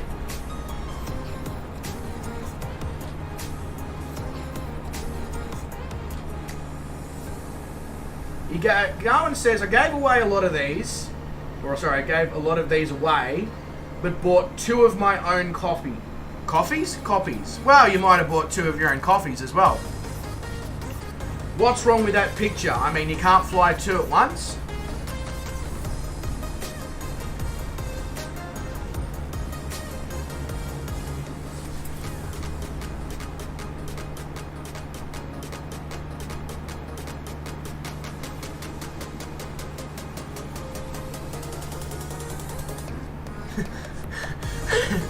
Will it B4 Gunner? Because I'm assuming B4, you know what a CFIT certification is. It's basically a crashing certification. Like,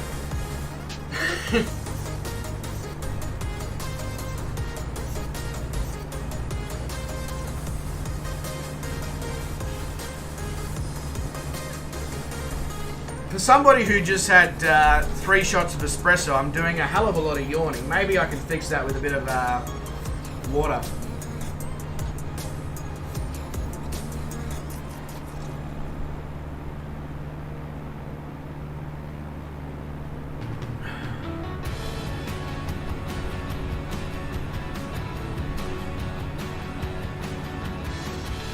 B4 Gunner says, on Boeing's website, I applied for a position with them and a preferred prerequisite was flying the simulator with VATSIM.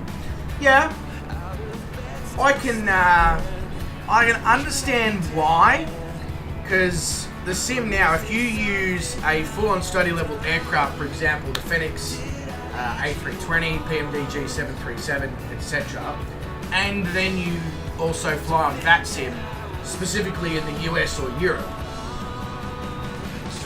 you're pretty knowledgeable, or you've got a good knowledge base for them to work with. So it doesn't really surprise me that they're looking for people who have got some sort of, pre-experience.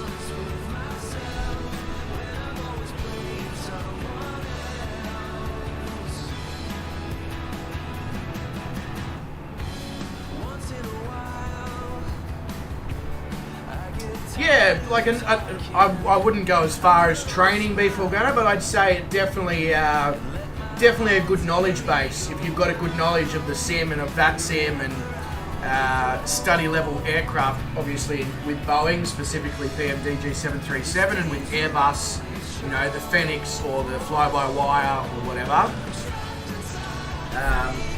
Yeah, I'd say it would be, you know, it's not the be-all and end-all of getting yourself a position, but they look at it favourably.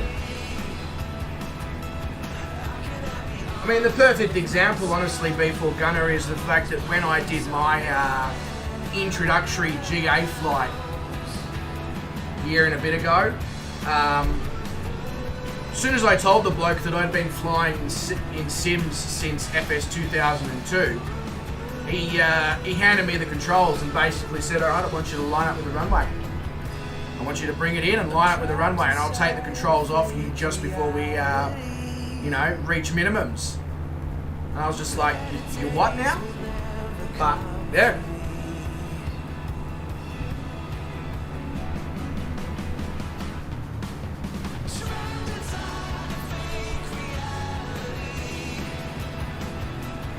Supposedly, Gawin, there's been quite a few videos recently put on the internet comparing X-Plane 12's flight dynamics with Microsoft Flight Simulator's flight dynamics, and the conclusion is that Microsoft Flight Simulator has now caught up so much in its flight dynamics that there is no difference anymore in the level of realism between the two sims, as long as you're flying the correct aircraft on the correct realism settings.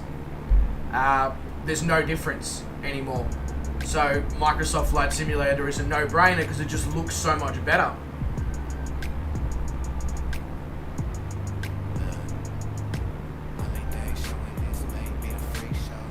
I don't know if Microsoft Flight Simulator has the actual certification to be used in like legitimate sim situations for training pilots. I don't know if it's managed to achieve that yet, but yeah, the general consensus is that the physics and flight dynamics are, there's no difference now.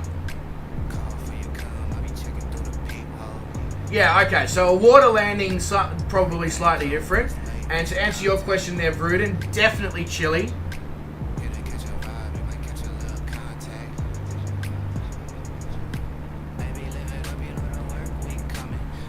Yeah, so there's still definitely, you know, scenarios where X-Plane wins. You're very much right, Gawin. Things like water landings, but I'm talking specifically the dynamics of actually flying in. Like the way the aircraft stalls, the way the aircraft behaves in certain situations, turbulence, etc. But again, X-Planers certifications. X-Planers had certifications for a long, long time, and it will probably take a while for Microsoft Flight Simulator to get those certifications, assuming they even want to.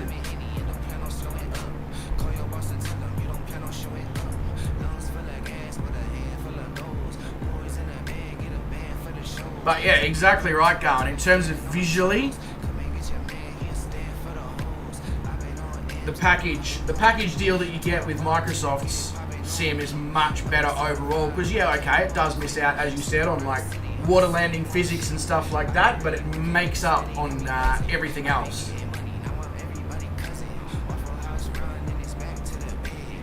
Some hot sauce is in your near future, Bruden. What sort of hot sauce are you thinking?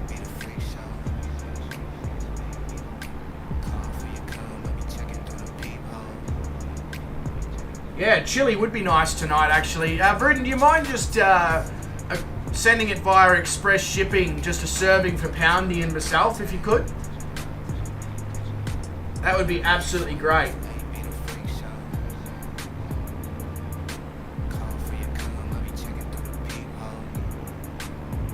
Yeah, exactly right, B4 Gunner. The whole planet in mapped detail, and it's only going to get better as more and more companies release payware and freeware scenery, and Microsoft and Asobo keep working on more map updates and stuff like that as well. It's only going to get better.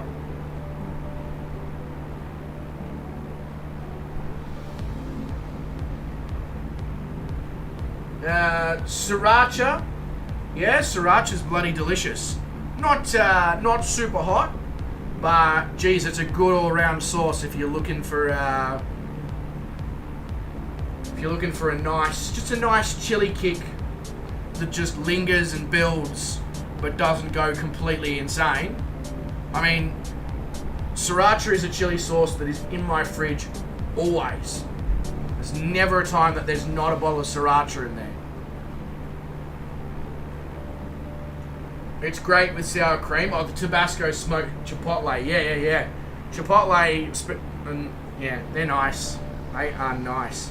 Now, I'm meant to be getting a shopping delivery sometime between 2 p.m. and 7 p.m. and it's 2:26 p.m. right now, so I'm just going to be keeping an eye on my phone, I think.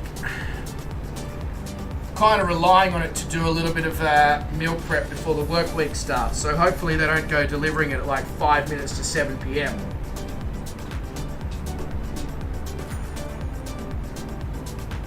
So we've got Lake Walcott and the Snake River off to our left there.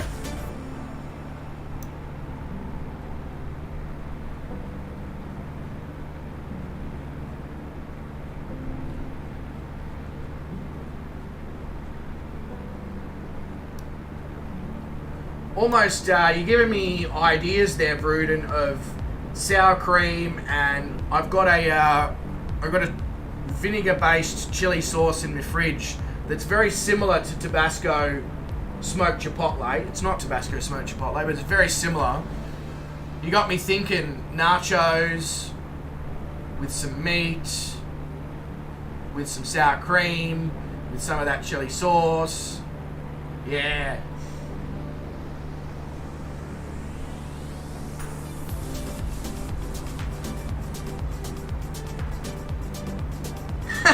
B4 Gunner.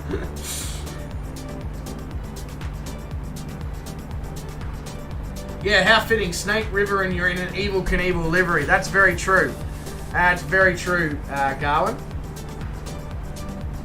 Yeah, sriracha with mayo, great to add to the chicken snitty with salad. You are not wrong, Poundy. I grabbed a snitty from work a couple of nights ago. Put a little bit of, at work we got sambal oledek, which is basically Indonesian chili sauce. Put a little bit of that on it, put some cheese on it, shoved it under the celly, got it nice and gratinated, took it home, and I had a kale, corn, and cranberry slaw that I bought. Chucked that on top, and a couple of fried eggs. Delicious. So good.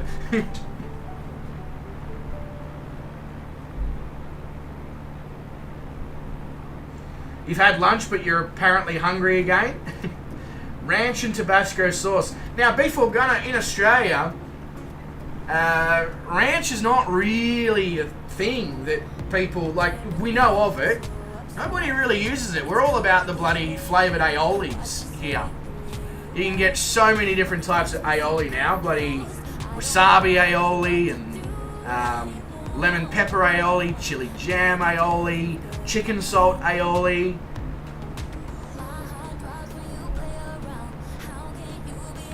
Yeah, I certainly did, Poundy. I certainly did.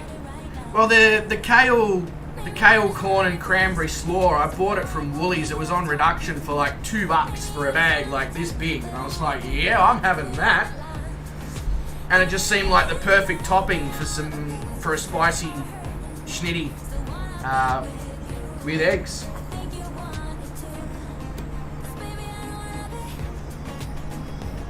and it was like 10 p.m. so there was no way I was gonna, you know, mess around with doing anything complex.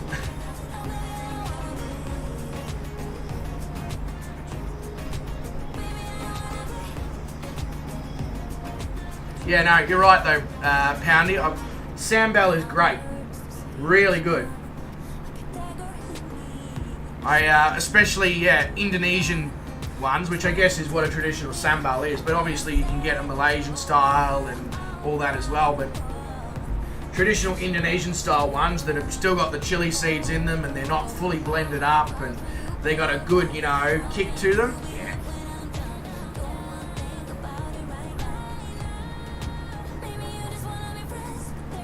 Aioli, you know, so gawin, the difference between aioli and mayo is anything that says aioli has had garlic added.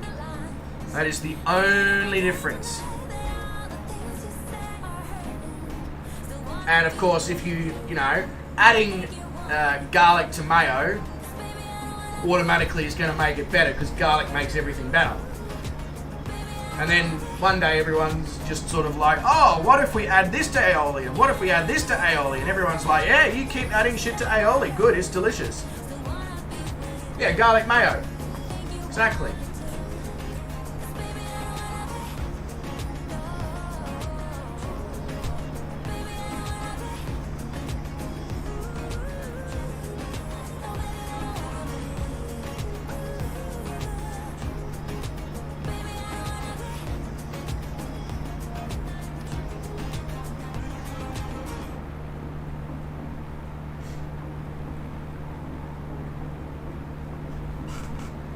Got my own personal footrest.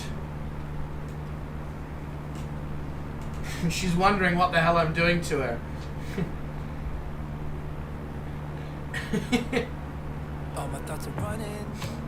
Is that annoying, is that Star?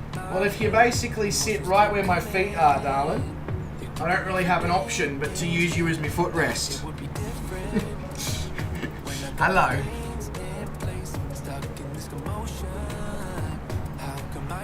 Hello. You want to come up? Come on. Come on. Come on, you know what to do. Come on, up here first. And then you can... Whoop. Use that to come up here. Come on. Come on. Come on. Wanted to do better, wanted to be great, but something stayed the same. Something stayed the same. Stop licking me. I can say yes to that, whatever way you want me.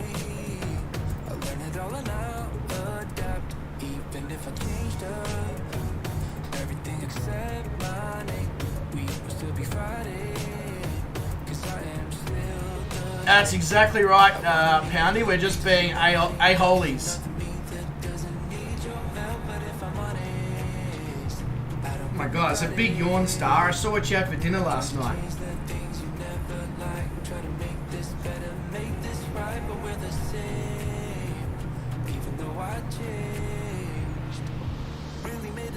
Promise I would change, but something stayed the same. Wanted to do better, wanted to be great, but something stayed the same. Something stayed the same. Something stayed the same. I can change the way I am, the way I talk, the way I stand. Oh, you're a heavy doggo.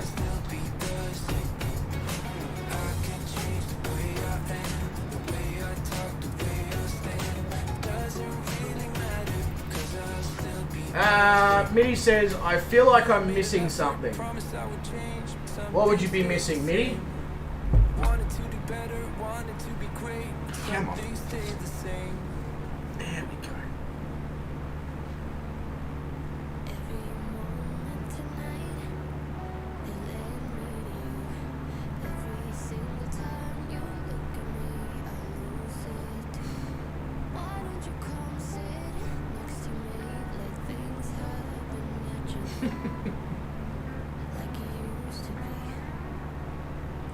It sounds like Euro Truck Simulator 2 and Bryce streams. Yeah, I haven't done that in a while, have I? Haven't done that in a while at all. Yes, we can. Yes, we most certainly can, Mitty.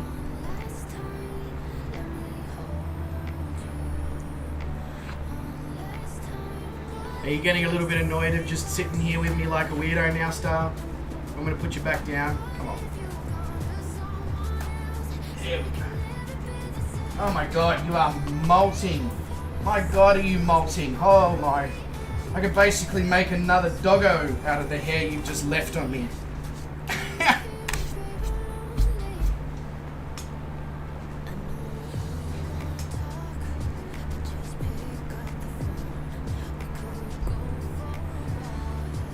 Gawin's at 10% fuel. Well, Gawin's clearly been giving it the beans the whole time, that's for sure. I'm at 35% fuel. I thought I was giving it the beans the whole time. I mean, I have been, but not to that level, Gawin. Damn.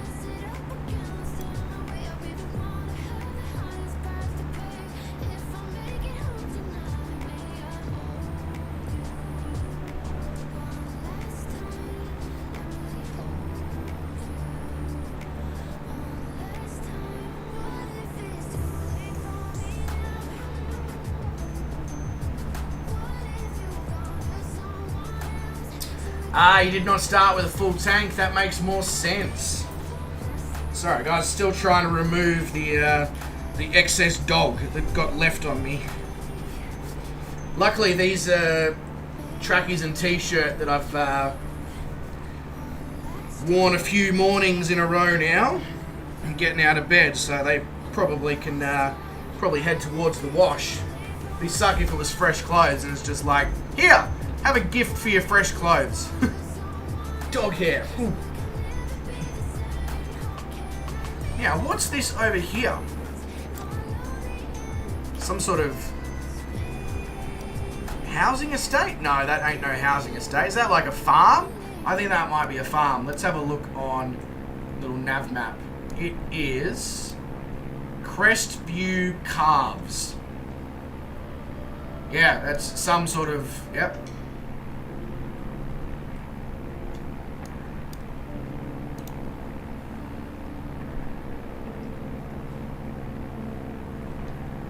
Maybe like cow's milk or something done there. I don't know.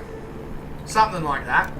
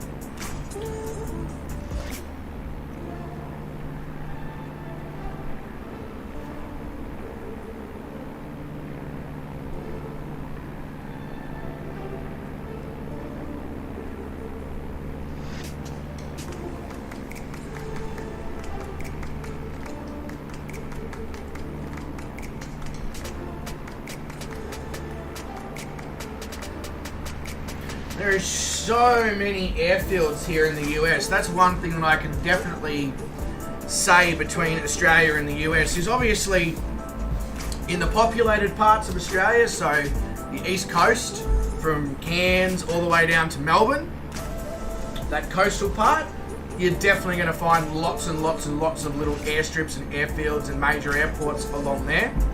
Even all the way around to Adelaide, really, you've got a pretty, all the way from Adelaide around up to Cairns, even around to Darwin. Honestly, it's pretty stacked with airfields.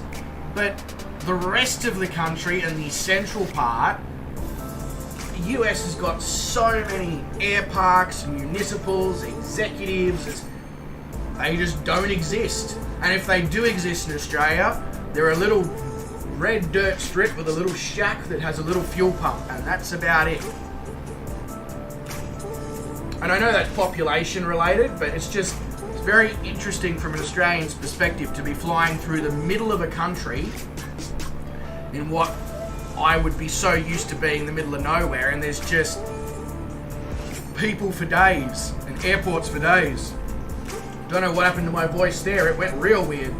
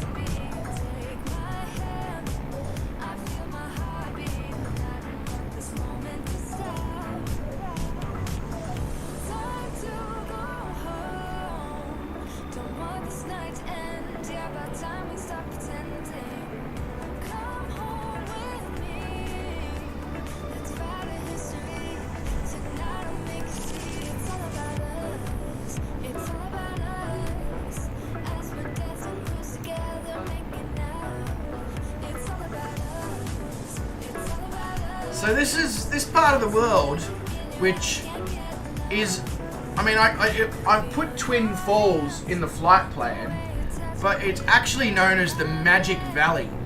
So there's a lot of little cities. I don't know if you can quite call them cities in the general area. The biggest one is Twin Falls. However, you've got Kimberley and you've got Hanson and you've got Filer and Curry and just all in the general area. And the Niagara Springs State Park and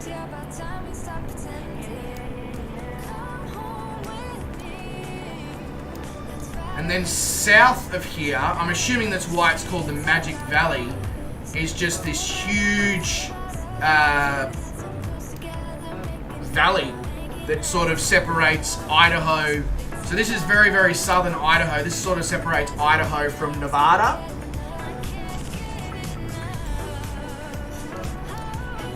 I honestly should have done, yeah. Gawin says we like our transportation toys. What sort of other toys do you like as well, Gawin? Sorry, that was, yeah. Oh, what happened to me mouse? There we go, that's better. I've hit the wrong button. Slowed it right down. Put the brakes on the mouse. Hey, look, we're flying over Hanson.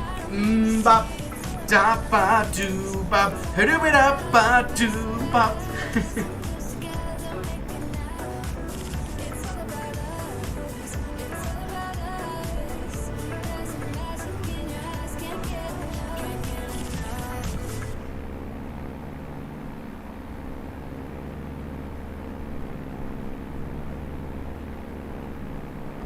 So it looks like the active runway here at Jocelyn Field Magic Valley Regional is runway 26. That also happens to be the runway that's got ILS.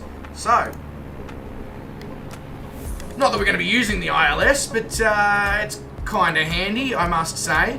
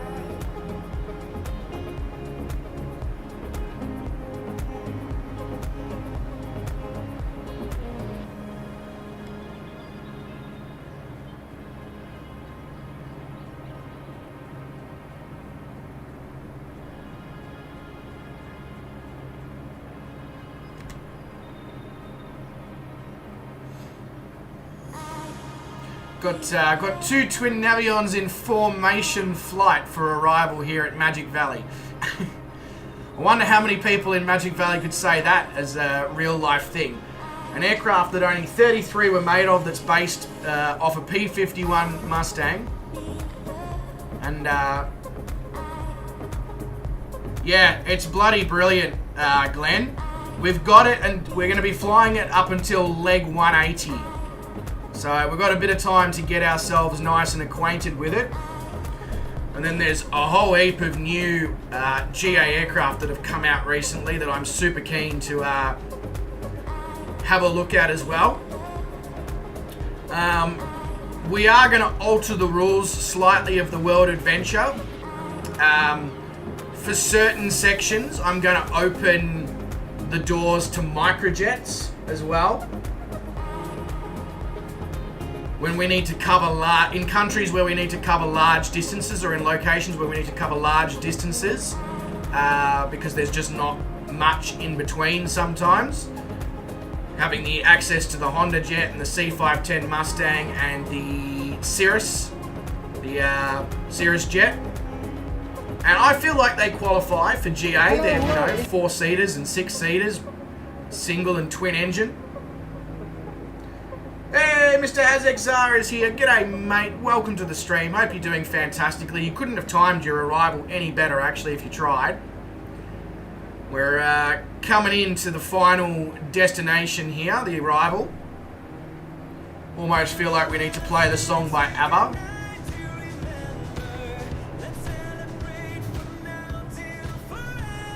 Getting a phone call from Adelaide. I'm not going to be answering that, that's for sure.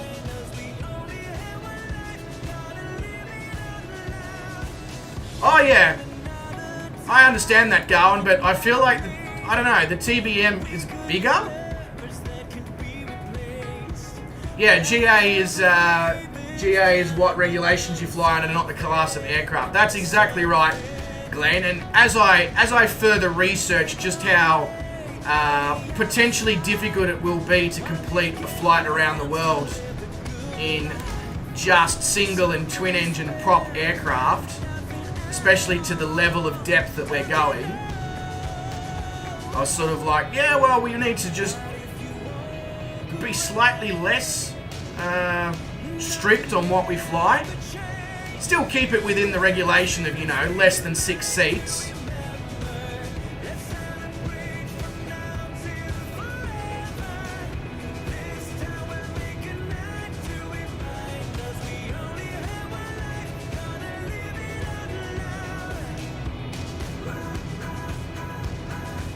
And the good thing about microjets is they're quite happy to fly at, 12,000 feet, 15,000 feet, etc.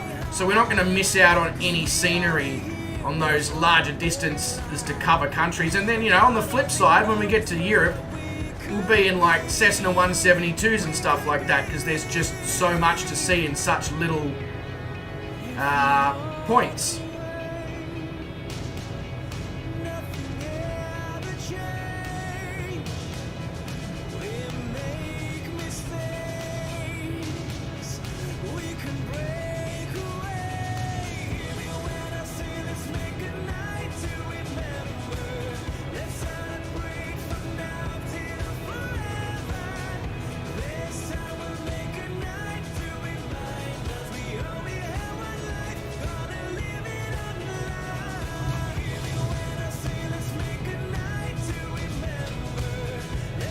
Surely that's going to score quite well on the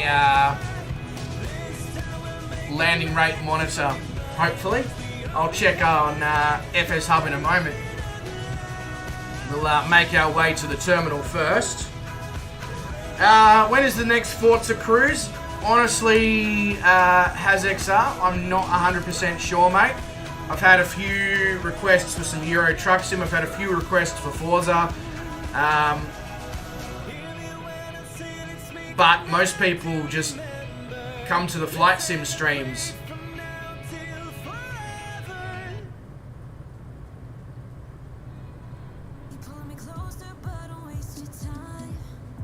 We do need to get into Forza though and check out Utopia Gardens. and the JDM takeover that's happened recently in Forza. So you're not wrong, HazXR. We do need to jump in Forza again and have a bit of a cruise around.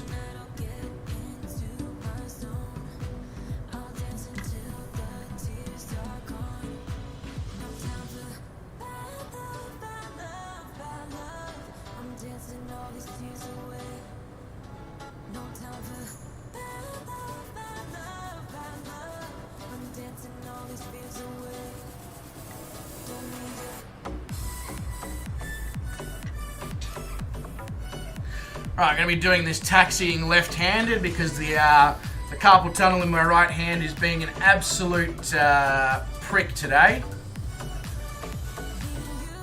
Just holding the joystick then for that last little bit of the flight. My whole right arm's completely numb, which makes controlling the aircraft fun.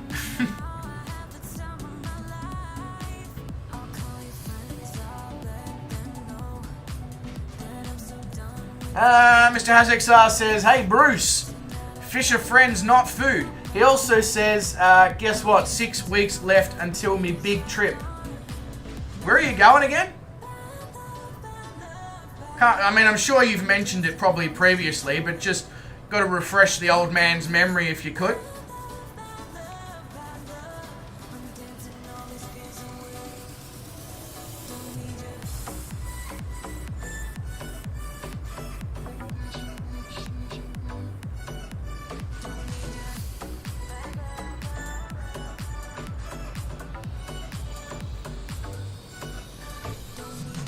Yeah, I'm sure it is realistic, Glenn. I mean, if you're not sure, just, I'm sure B4 Gunner, who's the developer of the plane, who's currently chilling with us, be more than happy to answer that. But yeah, I think you're correct. It is, because of the two massive engines on such a small airframe, it is very hard to get that nose wheel to come down nice and gently.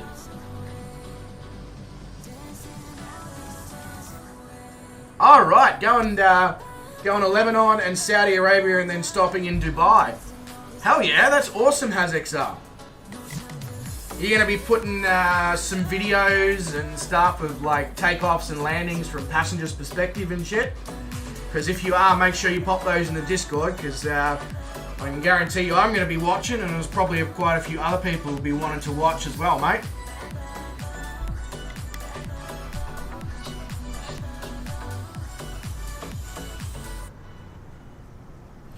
Alright, so everybody's down here at Magic Valley Regional. So, ladies and gentlemen, that does bring us to the end of leg 157. Welcome to Magic Valley Regional here at, I saw you upload one before, HazXR. I've saved it to my watch later. But yeah, as I was saying, welcome to Magic Valley Regional here at Twin Falls here in southern Idaho. Mitty wants more UDAHO. Yeah, I know, Mitty. I know, mate. But unfortunately, life calls and I've got to do things, you know, second day off. Got to get the rest of the stuff done. Brett says, I'm not DAHO. There you go. But, legends, thank you very much for coming along. If you did join us in the skies, if you did join us in the chat, if you did join us in both, appreciate every single one of you. Again, massive shout out to B4 Gunner for jumping in on this flight. Obviously the developer of the aircraft. It's always special when you have the developer of the plane flying along with you in your stream. If you haven't obviously made some love to that wonderful like button, and you're not yet subscribed to the channel and you are still chilling here and you do like what you see, I'd be forever grateful if you did make use of those two buttons. But other than that, ladies and gentlemen, wherever you are in the world, you make sure that you look after yourself, stay safe, stay well, don't do anyone I wouldn't do, and I'll catch all of you wonderful, wonderful people in the next stream. Have a good one, legends.